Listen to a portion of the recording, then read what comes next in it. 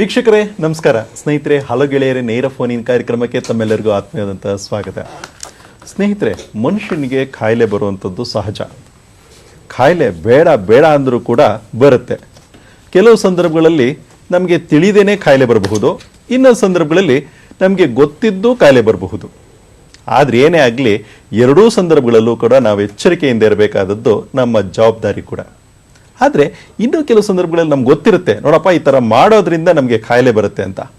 ಅಂದಮೇಲೆ ಅಲ್ಲಿ ಎಚ್ಚರಿಕೆಯನ್ನು ವಹಿಸಬೇಕಾಗತ್ತೆ. ಮತ್ತೆ ಅಂಥವ್ರನ್ನೇ ಅನುಸರಿಸ್ತಾರಲ್ಲ ಅಥವಾ ಅನುಕರಣೆ ಮಾಡ್ತಾರಲ್ಲ, ಅಂಥವ್ರನ್ನ ಎಚ್ಚರಿಕೆ ಮಾಡುವಂಥದ್ದು ಕೂಡ ನಮ್ಮ ಕರ್ತವ್ಯನೂ ಸಹ. ಹಾಗಿದ್ರೆ ಇವತ್ತು ಮೇ 31 ಅಂದಮೇಲೆ ಇಡೀ ಪ್ರಪಂಚದಾದ್ಯಂತ ವಿಶ್ವ ತಂಬಾಕು ರಹಿತ ದಿನವನ್ನಾಗಿ ಆಚರಿಸ್ತಿರುವಂಥದ್ದು. ಹಾಗಿದ್ರೆ ಇವತ್ತು ವಿಶ್ವ ತಂಬಾಕು ರಹಿತ ಅಂದ ಕ್ಷಣಕ್ಕೆ ಬರೀ ಇವತ್ತೊಂದು ದಿವಸಕ್ಕೇನಾ? ಅಲ್ಲ, ಇವತ್ತು ಅದರ ಬಗ್ಗೆ ಚರ್ಚೆ ಮಾಡೋಣ. ವರ್ಷ ಪೂರ್ತಿ, ಜೀವನ ಪೂರ್ತಿ ಬಳಸದೇ ಇರೋ ರೀತಿಯಲ್ಲಿ ನಾವೆಲ್ಲರೂ ಕೂಡ ಪ್ರತಿಜ್ಞೆಯನ್ನು ಮಾಡಬೇಕಾಗಿದೆ. ಹಾಗಿದ್ರೆ ಯಾಕೆ ಮಾಡಬೇಕು? ಕಾರಣ ಇಷ್ಟೇನೆ, ತಂಬಾಕಿನಿಂದ ಆಗ್ತಿರುವಂತಹ ದುಷ್ಪರಿಣಾಮಗಳು ಏನು ಅನ್ನೋದ್ರ ಬಗ್ಗೆ ನಾವು ತಿಳ್ಕೊಳ್ಬೇಕು. ಈ ನಿಟ್ಟಿನಲ್ಲಿ ಇಂದಿನ ಹಲೋ ಗೆಳೆಯರೇ ನೇರ ಫೋನ್ ಕಾರ್ಯಕ್ರಮದಲ್ಲಿ ಹೆಚ್ಚು ವಿಷಯವನ್ನು ತಿಳಿಸಿಕೊಡೋದಕ್ಕಾಗಿ ನಮ್ಮ ಜೊತೆಗಿದ್ದಾರೆ ಕಿದ್ವಾಯಿ ಸ್ಮಾರಕ ಗ್ರಂಥಿ ಸಂಸ್ಥೆಯ ನಿರ್ದೇಶಕರಾಗಿರುವಂತಹ ಡಾಕ್ಟರ್ KB ಲಿಂಗೇಗೌಡ ಅವರು. ಅವ್ರಿಗೆ ನಮ್ಮ ದೂರದರ್ಶನದ ಪರವಾಗಿ ಹಾಗೂ ನಮ್ಮೆಲ್ಲ ವೀಕ್ಷಕರ ಪರವಾಗಿ ಕಾರ್ಯಕ್ರಮಕ್ಕೆ ಆತ್ಮೀಯವಾದಂಥ ಸ್ವಾಗತವನ್ನು ಕೊಡ್ತಾ ಇದ್ದೇನೆ. ನಮಸ್ಕಾರ ಲಿಂಗೇಗೌಡರು. ನಮಸ್ಕಾರ. ಹಾಗೆ ನಮ್ಮ ಜೊತೆಯಲ್ಲಿ ಪರಿಸರವಾದಿ ಶ್ರೀ ಈಶ್ವರ್ ಪ್ರಸಾದ್ ಅವರು ಕೂಡ ನಮ್ಮ ಜೊತೆಗಿದ್ದಾರೆ. ಅವ್ರಿಗೂ ಸಹ ನಮ್ಮ ದೂರದರ್ಶನದ ಪರವಾಗಿ ಹಾಗೂ ನಮ್ಮೆಲ್ಲ ವೀಕ್ಷಕರ ಪರವಾಗಿ ಕಾರ್ಯಕ್ರಮಕ್ಕೆ ಆತ್ಮೀಯವಾದಂಥ ಸ್ವಾಗತವನ್ನು ಕೊಡ್ತಾ ಇದ್ದೇನೆ. ನಮಸ್ಕಾರ ಈಶ್ವರ್ ಪ್ರಸಾದ್ ಅವರು. ಸ್ನೇಹಿತರೆ, ಇನ್ನು ಕಾರ್ಯಕ್ರಮವನ್ನು ಆರಂಭ ಮಾಡೋದಕ್ಕಿಂತ ಮುನ್ನ ಸೂಚನೆ, ತಾವು ಕೇಳುವಂಥ ಪ್ರಶ್ನೆಗಳು ನೇರವಾಗಿರಲಿ, ಸಂಕ್ಷಿಪ್ತವಾಗಿರಲಿ, ಹಾಗೂ ಒಬ್ಬರು ಒಂದು ಪ್ರಶ್ನೆಯನ್ನು ಮಾತ್ರ ಕೇಳಿ. ಪ್ರಶ್ನೆಯನ್ನು ಕೇಳುವಂಥ ಸಂದರ್ಭದಲ್ಲಿ ದಯವಿಟ್ಟು ತಮ್ಮ ಟಿವಿಯ ಧ್ವನಿಯನ್ನು ಆದಷ್ಟು ಕಡಿಮೆ ಮಾಡಿ ನೇರವಾಗಿ ದೂರವಾಣಿಯ ಮೂಲಕವೇ ಮಾತನಾಡಿ. ಇನ್ನು ನಿಮ್ಮ ಪ್ರಶ್ನೆಯನ್ನು ತೆಗೆದುಕೊಳ್ಳೋದಕ್ಕಿಂತ ಮುನ್ನ ನಾನು ಕೇಳೋದಾದರೆ, ಲಿಂಗೇಗೌಡ್ರೆ, ಈಗ ಪ್ರತಿ ವರ್ಷ ನಾವು ಮೇ 31 ವಿಶ್ವ ತಂಬಾಕು ರಹಿತ ದಿನ, ಇದರ ಮಹತ್ವ ಏನು ಅಂತ ಹೇಳ್ತೀರಾ? ಈ ದಿವಸ ಪ್ರಪಂಚದಾದ್ಯಂತ ಮೂಲೆಗಳಲ್ಲಿ ಈ ತಂಬಾಕು ಮತ್ತು ತಂಬಾಕು ಉತ್ಪನ್ನಗಳಿಂದ ಆಗ್ತಕ್ಕಂಥ ದುಷ್ಪರಿಣಾಮಗಳನ್ನು ತಿಳಿಸ್ಲಿಕ್ಕೋಸ್ಕರವಾಗಿ ಹಲವಾರು ಕಾರ್ಯಕ್ರಮಗಳನ್ನು ಇಟ್ಕೊಂಡಿದ್ದೀವಿ. ಅದರಲ್ಲೂ ಸಹ ಈ ಡೆವಲಪಿಂಗ್ ಕಂಟ್ರಿ ಲೈಕ್ ಇಂಡಿಯಾ, ಇದರಲ್ಲಿ ಪ್ರತಿ ದಿವಸಕ್ಕೆ ಸುಮಾರು 2,500 ಸ್ಟೂಡೆಂಟ್ಸು ಈ ತಂಬಾಕಿಗೆ ದಾಸೀನರಾಗ್ತಾರೆ ಅಂತಂದರೆ ನಾವು ಅನ್ಸ್ಕೋಬೋದು ಎಷ್ಟು ಇದರ ಪರಿಣಾಮ ಎಷ್ಟಿದೆ ಅಂತ ಹೇಳಿ. ನಂತರ ಈ ತಂಬಾಕು ಸೇವನೆಯಿಂದನೇ ಪ್ರತಿ 8 ಸೆಕೆಂಡ್ಗೆ ಒಬ್ಬ ವ್ಯಕ್ತಿ ಭಾರತ ದೇಶದಲ್ಲಿ ಸಾಯ್ತಾ ಇದ್ದಾರೆ. ಇದನ್ನೆಲ್ಲ ತಿಳ್ಕೊಂಡು ನಮ್ಗೆ ಅರ್ಥ ಆಗುತ್ತೆ ತಂಬಾಕು ಮತ್ತು ತಂಬಾಕು ಉತ್ಪನ್ನಗಳಿಂದ ಆಗ್ತಕ್ಕಂಥ ದುಷ್ಪರಿಣಾಮಗಳು ಅಂತ ಹೇಳಿದ್ರೆ. ಅಂದರೆ ಇದರ ಅರಿವನ್ನು ಮೂಡಿಸೋದು ನಮ್ಮ ಮಾಧ್ಯಮಗಳು ಮತ್ತು ನಮ್ಮ ವೈದ್ಯರಾಗಿರಲಿ ಮತ್ತು ಸಂಘ ಸಂಸ್ಥೆಗಳ ಅವಶ್ಯಕತೆ ಬಹಳ ಇದೆ. ನಾವು ತಿಳಿಸಿದಾಗ ಮಾತ್ರ, ಅದರಲ್ಲೂ ಸಹ ಇವತ್ತಿನ ಹೆಚ್ಚಿನ ದಿವಸ ಏನಾಗಿದೆ, ಈ ಪ್ರೊಡಕ್ಟಿವ್ ಏಜ್ ಅಂತ ಏನು ಹೇಳ್ತೀವಿ, ಈ ಒಂದು 30 ರಿಂದ 60 ವಯಸ್ಸಿನ ಆಸ್ಪಾಸಿನಲ್ಲಿರ್ತಕ್ಕಂಥವ್ರು ಈ ತಂಬಾಕು ಮತ್ತು ತಂಬಾಕು ಸೇವನೆಯಿಂದನೇ ಮರಣ ಹೊಂದುತ್ತಾ ಇದ್ದಾರೆ. ಏನಾಗಿದೆ, ನಮ್ಮಲ್ಲಿ ಇವತ್ತು ಏನು ಕ್ಯಾನ್ಸರ್ ರೋಗಗಳು ಬರ್ತದೋ ಅದರಲ್ಲಿ ಸುಮಾರಷ್ಟು 60% ಕ್ಯಾನ್ಸರ್ನ ತಡೆಗಟ್ಟಬಹುದು ಈ ತಂಬಾಕು ಸೇವನೆಯಿಂದ ವಿಮುಕ್ತಿ ಹೊಂದಿದ್ರೆ. ಇವತ್ತಿಗೂ ಸಹಿತ ಜನಗಳು ಏನಾಗ್ತದೆ, ಅಡ್ವಾನ್ಸ್ ಸ್ಟೇಜ್ ಕ್ಯಾನ್ಸರ್ ಬರ್ತಾರೆ. ಏನು ಮಾಡ್ಲಿಕ್ಕಾಗಲಿ ಡಾಕ್ಟ್ರೇ, ಕ್ಯಾನ್ಸರ್ ಬಂತು, ಒಂದು ವಾರದಲ್ಲಿ ಸತ್ತೋಗ್ಬಿಟ್ರು, ಒಂದು ತಿಂಗಳಲ್ಲಿ ಸತ್ತೋದ್ರಿಂದ ಬರೋದನ್ನೇ ಅಡ್ವಾನ್ಸ್ ಸ್ಟೇಜ್ನಲ್ಲಿ ಬಂದಿರ್ತಾರೆ. ಎಲ್ಲ ಇದು ಸುಮಾರು 30 ವರ್ಷ ಬಿಡಿಸಿ. ಅಂದ್ರೆ ನೀವು ಹೇಳ್ತಿರೋದೇನು ಅಂದ್ರೆ 30 ವರ್ಷದಿಂದ 60 ವರ್ಷದಲ್ಲಿ ಸಾಯ್ತಾ ಇದ್ದಾರೆ ಅಂದ್ರೆ ಇನ್ ಯಾವ ವಯಸ್ಸಿನಲ್ಲಿ ಅವ್ರು ರೂಢಿಸ್ಕೊಂಡಿರ್ಬೋದು ಅನ್ನೋದ್ರ ಬಗ್ಗೆ ನಾವು ಯೋಚನೆ ಮಾಡಬಹುದು. ಮತ್ತೆ ಈ ರೀತಿಯಲ್ಲಿ ಯೋಚನೆ ಮಾಡೋದಾದ್ರೆ, ತಾವು ಪರಿಸರವಾದಿಗಳಾಗಿ ಈಗ ನಾವು ಬೆಳೆಗಳನ್ನ ಬೆಳಿತಿರ್ತೀವಿ, ಅದರಲ್ಲಿ ಈ ತಂಬಾಕು ಬೆಳೆಯನ್ನ ತಾವು ಯಾವ ರೀತಿ ಬೆಳೆ ಅಂತ ತಾವು ಕರೀತೀರಾ ಈಶ್ವರ್ ಪ್ರಸಾದ್ ಅವರೇ? ಈ ತಂಬಾಕು ಬೆಳೆನೇ ಒಂದು ಜೀವ ವಿರೋಧಿ ಬೆಳೆ. ಇದು ಈ ಡಾಕ್ಟರ್ ಫಸ್ಟ್ ಹೇಳಿದ್ರು ತಂಬಾಕು ವಿರೋಧಿ ದಿನ, ತಂಬಾಕು ರಹಿತ ದಿನ ಅಂತ. ಅಷ್ಟು ವರ್ಡ್ ಹೇಳೋ ಹೊತ್ತಿಗೆ ಸುಮಾರು 8 ಸೆಕೆಂಡ್ ಆಗುತ್ತೆ ಒಬ್ಬರು ಸಾಯ್ತಾರೆ ಅಂದ್ಬಿಟ್ಟು. ಅದು ತಂಬಾಕು ಸೇದೋರು, ಬಳಕೆ ಮಾಡೋರು, ಅವ್ರು ಪಕ್ಕ ಇದ್ದವರು ಸಹಿತ ಅದೇ ಅಂಕಿಅಂಶ ಅದೇ ಸ್ಪೀಡಲ್ಲಿ ಸಾಯ್ತಾ ಇದ್ದಾರೆ. ಅಂದರೆ ಪ್ರತಿ 8 ಸೆಕೆಂಡಲ್ಲಿ ಈ ತಂಬಾಕು ಉತ್ಪನ್ನಗಳಿಂದಾಗ ಅನಾಹುತಗಳಿಂದ 2 ಸಾಯ್ತಾ ಇದ್ದಾರೆ. ಈ ತಂಬಾಕು ಬೆಳೆಯೋಕ್ಕೆ ಅಥವಾ ತಂಬಾಕು ಬಳಕೆ ಮಾಡೋದ್ರ ಜೊತೆಗೆ ಓದೋರೆಲ್ಲರಿಗೂ ಈ ತಂಬಾಕು ವಿರೋಧಿ ಪಟ್ಟ ಕಟ್ಟುತ್ತೆ, ವಿಲನ್ ಪಟ್ಟ ಕಟ್ತಾ ಇದೆ. ಇವತ್ತು ತಂಬಾಕು ಬೆಳಿಬೇಕು, ಬೆಳೆಯೋಕ್ಕೆ ಬೆಳೆಸೋವಂಥ ಸಂಸ್ಥೆಗಳು, ಪ್ರೋತ್ಸಾಹ ಮಾಡೋ ಸಂಸ್ಥೆಗಳಿಗೆ ಏನು ಬೇಕಾಗುತ್ತೆ ಅಂದರೆ ಒಳ್ಳೆ ಮಳೆ ಬರೋ ಜಾಗ, ಒಳ್ಳೆ ಮಣ್ಣಿರೋ ಜಾಗ, ಒಳ್ಳೆ ಉರುವಲು ಸಿಗಬೇಕು. ಸೊ ಕಾಡಂಚಿನ ಜಾಗ ಹುಡುಕ್ತಾರೆ. ಹಾಗಾಗಿ ನಮ್ಮ ಕರ್ನಾಟಕದ ಹೆಗ್ಗಡದೇವನಕೋಟೆ, ಹುಣಸೂರು, ಪಿರಿಯಾಪಟ್ಟಣ, ಅರ್ಕಲ್ಗೂಡು ಈ 4 ತಾಲೂಕುಗಳು ಪಶ್ಚಿಮ ಘಟ್ಟದ ಅಂಚಲ್ಲಿರೋದು. ಕಾಲ ಕರೆಕ್ಟಾಗಿ ಮಾನ್ಸೂನ್ ಮಳೆ ಬರುತ್ತೆ, ಒಳ್ಳೆ ಮಣ್ಣಿದೆ, ಬೆಳೆದ ಮೇಲೆ ಸೌದೆ ಬೇಕು, ಕಾಡು ಕಡಿತೀವಿ. ಒಟ್ಟಿನಲ್ಲಿ ನೀವು ಹೇಳ್ತಿರೋಂಥದ್ದೇನು ಅಂತಂದ್ರೆ ಇದೊಂದು ರೀತಿಯಲ್ಲಿ ಜೀವಿ ವಿರೋಧಿ ಬೆಳೆ ಅಂತಾನೆ ತಾವು ಹೇಳ್ತಾ ಇದ್ದೀರಾ. ಮತ್ತೆ ಹಾಗಿದ್ರೆ ಲಿಂಗೇಗೌಡರು, ನಾನು ಕೇಳುವಂಥದ್ದು ಏನು ಅಂತಂದ್ರೆ ಈ ಕ್ಯಾನ್ಸರ್ ಅನ್ನುವಂಥದ್ದು ಬಹುಮುಖ್ಯವಾಗಿ ತಿಳ್ಕೊಳ್ಬೇಕಾಗುತ್ತೆ. ಕೆಲವು ಜನಗಳೇನಪ್ಪ ಅಂತಂದ್ರೆ ಅಯ್ಯೋ ಕ್ಯಾನ್ಸರ್ ಬಂದ್ರೆ ಸತ್ತೋಗ್ತಾರೆ ಅನ್ನುವಂಥದ್ದು. ಹಾಗಿದ್ರೆ ಕ್ಯಾನ್ಸರ್ ಅನ್ನೋದೇನು, ಮತ್ತೊಂದು ಮುಖ್ಯವಾಗಿ ಈ ತಂಬಾಕನ್ನ ಸೇವನೆ ಮಾಡೋದ್ರಿಂದ ಬಹುಮುಖ್ಯವಾಗಿ ದೇಹದ ಯಾವ ಭಾಗಗಳು ತುಂಬಾ ಊನ ಆಗುವಂತ ಪರಿಸ್ಥಿತಿ ಮತ್ತೆ ಸಾಯೋ ಪರಿಸ್ಥಿತಿ ಬರುತ್ತೆ? ಬಹಳ ಒಳ್ಳೆ ಪ್ರಶ್ನೆ ರವೀಶ್ ಅವರು ನೀವು ಕೇಳಿದ್ದು. ಕ್ಯಾನ್ಸರ್ ಅಂದ್ರೆ ಇವತ್ತಿಗೂ ಸಹಿತ ಅವರು ವಿದ್ಯಾವಂತರಾಗಿರಲಿ ಅವಿದ್ಯಾವಂತರಾಗಿರಲಿ, ಸಿಟಿನಲ್ಲಿರಲಿ ಹಳ್ಳಿನಲ್ಲಿರಲಿ, ಅವ್ರಿಗೆ ಕ್ಯಾನ್ಸರ್ ಅಂದ್ರೆ ಕ್ಯಾನ್ಸರ್ ಅಂದ್ರೆ ಸಾವೇಗತಿ. ಕ್ಯಾನ್ಸರ್ ಬಂದ ಆಸ್ಪತ್ರೆಗೆ ಹೋದ್ರೆ ನಾವು ಹೆಣ ತರೋದು, ಈ ತರದ ಹಲವಾರು ಆಲೋಚನೆಗಳು ಇರ್ತದೆ. ಆ ಉದ್ದೇಶಕ್ಕೋಸ್ಕರ ಜನಗಳು ಏನ್ ಮಾಡ್ತಾರೆ, ಆಸ್ಪತ್ರೆಗಳಿಗೆ ಬರೋದಿಲ್ಲ. ಇವತ್ತು ಸಹ ಸರ್ಕಾರದಲ್ಲಿ ಹಲವಾರಷ್ಟು ಕಾರ್ಯಕ್ರಮಗಳು ಹಮ್ಮಿಕೊಂಡಿದ್ದಾರೆ. ಯಾವುದೇ ವ್ಯಕ್ತಿ ಕ್ಯಾನ್ಸರ್ ಆರಂಭಿಕ ಹಂತದಲ್ಲಿ ಪತ್ತೆ ಹಚ್ಚಿದ್ರೆ ಪೂರ್ಣವಾಗಿ ಗುಣಪಡಿಸಬಹುದು. ಶೀಘ್ರ ಪತ್ತೆ ಕ್ಯಾನ್ಸರ್ ನಾಪತ್ತೆ, ಶೀಘ್ರ ಪತ್ತೆ ಕ್ಯಾನ್ಸರ್ ನಾಪತ್ತೆ ಎಂಬ ಸ್ಲೋಗನ್ ಇಟ್ಕೊಂಡು ರಾಜ್ಯದ ಹಲವಾರು ಮೂಲೆಗಳಲ್ಲಿ ಸ್ಟೂಡೆಂಟ್ಸ್ಗಳಿಗೆ, ಜನಗಳಿಗೆ ಎಲ್ಲರಿಗೂ ಅವೇರ್ನೆಸ್ ಮೂಡಿಸಿ. ಆದ್ರೂ ಸಹಿತ ಜನಗಳು ಏನಾಗಿದೆ, ಆರಂಭಿಕ ಹಂತದಲ್ಲಿ ಬರೋದಿಲ್ಲ. ಅದು ಒಂದು ವಿಪರ್ಯಾಸ. ನಾವು ಹೇಳೋದೇನಪ್ಪ ಅಂದ್ರೆ, ಅದರಲ್ಲೂ ಸಹಿತ ಇವತ್ತು ತಂಬಾಕು ರಹಿತ ದಿನ ಮಾಡ್ತಾರೆ ಅಂತ ಹೇಳ್ತೀವಿ. ಏನು ತಂಬಾಕು ಸೇರ್ತೀವಿ ಅದರಿಂದ ತುಟಿಗಳಿರ್ಬೋದು, ಬಾಯಿ ಒಳಗಡೆ ನಾಲ್ಗೆನಲ್ಲಿರ್ಬೋದು, ಗಂಟಲಿನಲ್ಲಿರ್ಬೋದು, ಈ ಕೆನ್ನೆನಲ್ಲಿರ್ಬೋದು, ವಸಡಿನಲ್ಲಿರ್ಬೋದು, ನಂತರ ಶ್ವಾಸಕೋಶ ಮುಖ್ಯವಾಗಿ, ನಂತರ ಅನ್ನನಾಳ, ಈ ಎಲ್ಲಾ ಭಾಗಗಳಲ್ಲಿ ಈ ತಂಬಾಕು ಮತ್ತು ತಂಬಾಕು ಉತ್ಪನ್ನಗಳಿಂದ ಕ್ಯಾನ್ಸರ್ ಬರ್ಲಿಕ್ಕೆ ಚಾನ್ಸಸ್ ಇರ್ತದೆ. ಅದರಲ್ಲೂ ಸಹಿತ ಇತ್ತೀಚಿನ ದಿವಸಗಳು ಏನಾಗಿದೆ, ಜನಗಳು ಈ ₹3 ಅಥವಾ ₹4 ಸಿಗ್ತಕ್ಕಂಥ ಗುಟ್ಕಾಗಳನ್ನ ಹಾಕೊಂಡು ನಾಲ್ಗೆ ಇಟ್ಕೊಂಡು ಅದರೊಳಗೆ ಇಟ್ಕೊಂತಾರೆ. ಒಂದು ಅರ್ಧ ಕಪ್ ಚಾಯ್ಗೆ ₹10 ಸಿಗ್ತದೆ ಅಂದ್ರೆ ₹3 ಅಥವಾ ₹5 ಸಿಗ್ತಕ್ಕಂಥ ಒಂದು ಈ ಗುಟ್ಕಾದಲ್ಲಿ ಎಷ್ಟು ಕ್ಯಾನ್ಸರ್ ಕಾರ್ತಕ್ಕಂಥ ಅಂಶಗಳಿರುತ್ತೆ ಅಂದ್ರೆ ನಾವು ಆಲೋಚನೆ ಮಾಡಬೇಕಾಗಿದೆ. ಅಂದ್ರೆ ನೀವು ಹೇಳ್ತಿರೋದೇನು ಅಂತಂದ್ರೆ, ಆ ಗುಟ್ಕಾ ಎಲ್ಲಿಂದ ಇಡೋದಕ್ಕೆ ನಾವು ಪ್ರಾರಂಭ ಮಾಡ್ತೀವೋ ಅದೆಲ್ಲೆಲ್ಲಿ ಹೋಗುತ್ತೋ ಅದೆಲ್ಲವೂ ಕೂಡ ಕ್ಯಾನ್ಸರ್ಮಯವಾಗಿ ಪರಿಣಾಮ ಬೀರೋದು ಸಾಧ್ಯತೆಗಳಿದೆ ಅಂತ ತಾವು ಹೇಳ್ತಾ ಇದ್ದೀರಾ. ಈಗ ಒಂದು ಕರೆಯನ್ನ ತೆಗೆದುಕೊಳ್ಳೋಣ. ಹಲೋ ಹಲೋ ಹಲೋ, ನಮಸ್ತೆ ಸರ್. ನಮಸ್ಕಾರ. ಕೇಳಿ ಪುಷ್ಪಲತಾ ಅವರೇ, ಚಿತ್ರದುರ್ಗದಿಂದ ಕರೆ ಮಾಡ್ತಿರೋ ಅಂತ. ಸರ್, ಈ ತರ ನಮ್ ತಮ್ಮ ಅವರು ಮೈದ್ನ ಅವರು ತಂಬಾಕ್ ಹಾಕಿ ತುಟಿ ಎಲ್ಲ ಬೆಳಗಾಗ್ಬಿಟ್ಟಿದೆ ಸರ್. ಅದು ಹೇಳಿದ್ರೆ ಕೇಳ್ತಾ ಇಲ್ಲ ಸರ್. ಬೇಡ ಅಂದ್ರೂ ಅದನ್ನೇ ಬೇಕು ಅಂತ ಅಜ್ಜನ್ ಕೂಡ ತಂದಿಲ್ಲ, ಅದನ್ನೆಲ್ಲ ತಿಂತಾ ಇದಾರೆ. ಸರಿ ಸರಿ. ಅದಕ್ಕೆ ಏನ್ ಮಾಡ್ಬೇಕು ಅವ್ರಿಗೆ? ಪುಷ್ಪಲತಾ ಅವರೇ, ನೀವು ಹೇಳಿದಾಗ ನಿಮ್ದು ಒಂದು ಚಿತ್ರದುರ್ಗದ ಒಂದು ಕತೆ ಅಲ್ಲ, ನಮ್ಮ ರಾಜ್ಯದಲ್ಲಿರಲಿ ನಮ್ಮ ದೇಶದಲ್ಲಿ ಯಾವುದೇ ಭಾಗಗಳಿಗೆ ಹೋದ್ರು ಸಹಿತ ನೀವತ್ತು ನಿಮ್ಮ ಮೈದನ ಇರ್ಬೋದು, ಎಲ್ಲ ವ್ಯಕ್ತಿಗಳು ಈ ಥರ ಏನು ಒಂದು ದಾಸೀನರಾಗಿರ್ತಾರೋ ಅವ್ರು ಬೀಡಿ ಸಿಗರೇಟ್ ಸೇದಲ್ಲಿ ಅಥವಾ ಈ ಗುಟ್ಕಾ ಹಾಕೊಳ್ಳೋದ್ರಿಂದ ಆ ಬಿಳಿ ಪ್ಯಾಚ್ ಬಂದಿದೆ ಅಂತಂದ್ರೆ ಅದು ಮೋಸ್ಟ್ಲಿ ಆರಂಭಿಕ ಹಂತದಲ್ಲಿ ನಾವು ಲ್ಯೂಕೋಪ್ಯಾಕಿಕ್ ಪ್ಯಾಚಸ್ ಅಂತ ಹೇಳ್ತೀವಿ. ವೈಟ್ ಪ್ಯಾಚ್ ಏನಿದೆ ಅದನ್ನ ತಕ್ಷಣ ಆಸ್ಪತ್ರೆಗೆ ಹೋಗಿ ಪರೀಕ್ಷೆ ಮಾಡಿಸಿ ನಾವು ಅದನ್ನು ಬ್ಯಾಪ್ಸಿ ಮಾಡಿ ಪರೀಕ್ಷೆ ಮಾಡ್ತೀವಿ. ಅದರಲ್ಲಿ ಏನಾದರೂ ಕ್ಯಾನ್ಸರ್ ಸೂಚನೆಗಳಿತ್ತು ಅಂದರೆ ಅವ್ರಿಗೆ ಆಪರೇಷನ್ ಮಾಡೋದಾಗಲಿ ಅಥವಾ ಕರೆಂಟ್ ಕೊಡೋದಾಗಲಿ ಇಂಜೆಕ್ಷನ್ ಕೊಡೋದಕ್ಕಾಗಲಿ.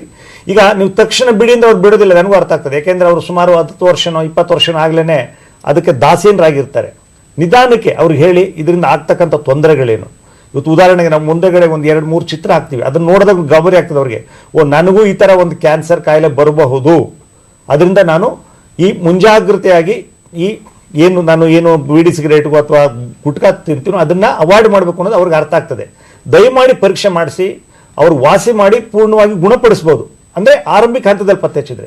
ನೀವು ಇನ್ನೂ ಒಂದು ಸ್ವಲ್ಪ 1 ವರ್ಷನೋ 2 ವರ್ಷನೋ ಆದರೆ ಅವ್ರಿಗೆ ಬಾಯಿ ಬಿಚ್ಚಲಿಕ್ಕಾಗೋದಿಲ್ಲ, ಹೀಗೆ ಇಟ್ಕೊಂಡಿರ್ತಾರೆ, ನುಂಗ್ಲಿಕ್ಕಾಗೋದಿಲ್ಲ, ನಂತರ ಮುಖ ಎಲ್ಲ ವಿಕಾರವಾಗ್ತದೆ. ಆಪರೇಷನ್ ಮಾಡೋದನ್ನ ಸಹಿತ ಎಲ್ಲ ಭಾಗಗಳನ್ನು ತೆಗೆದುಬಿಡ್ತೀವಿ, ನೋಡ್ಲಿಕ್ಕಾಗೋದಿಲ್ಲ. ಆದಷ್ಟು ಬೇಗ ತೋರಿಸಿ.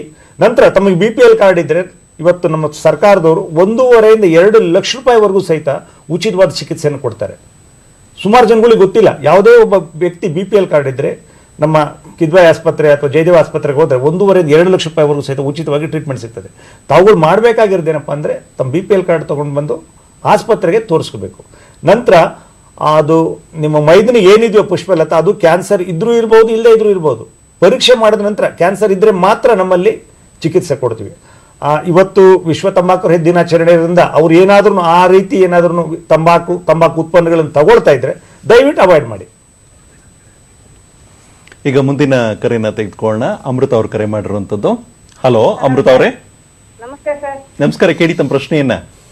ಅದೇ ಸರ್, ಇದು ಯಾರಿಗೆ ಮಕ್ಳಿಗೆ ಗುದ್ಕೊಂತ ಅಧ್ಯಕ್ಷ ಅಂತಾರಲ್ಲ ಸರ್, ಅವರು ನಮ್ಮ ಅಣ್ಣನ ಮಗ ಒಬ್ಬ ಇದ್ದ, ಸ್ವಲ್ಪ ಬ್ರೈನ್ಗೂ ಸ್ವಲ್ಪ ಎಫೆಕ್ಟ್ ಆಯ್ತು.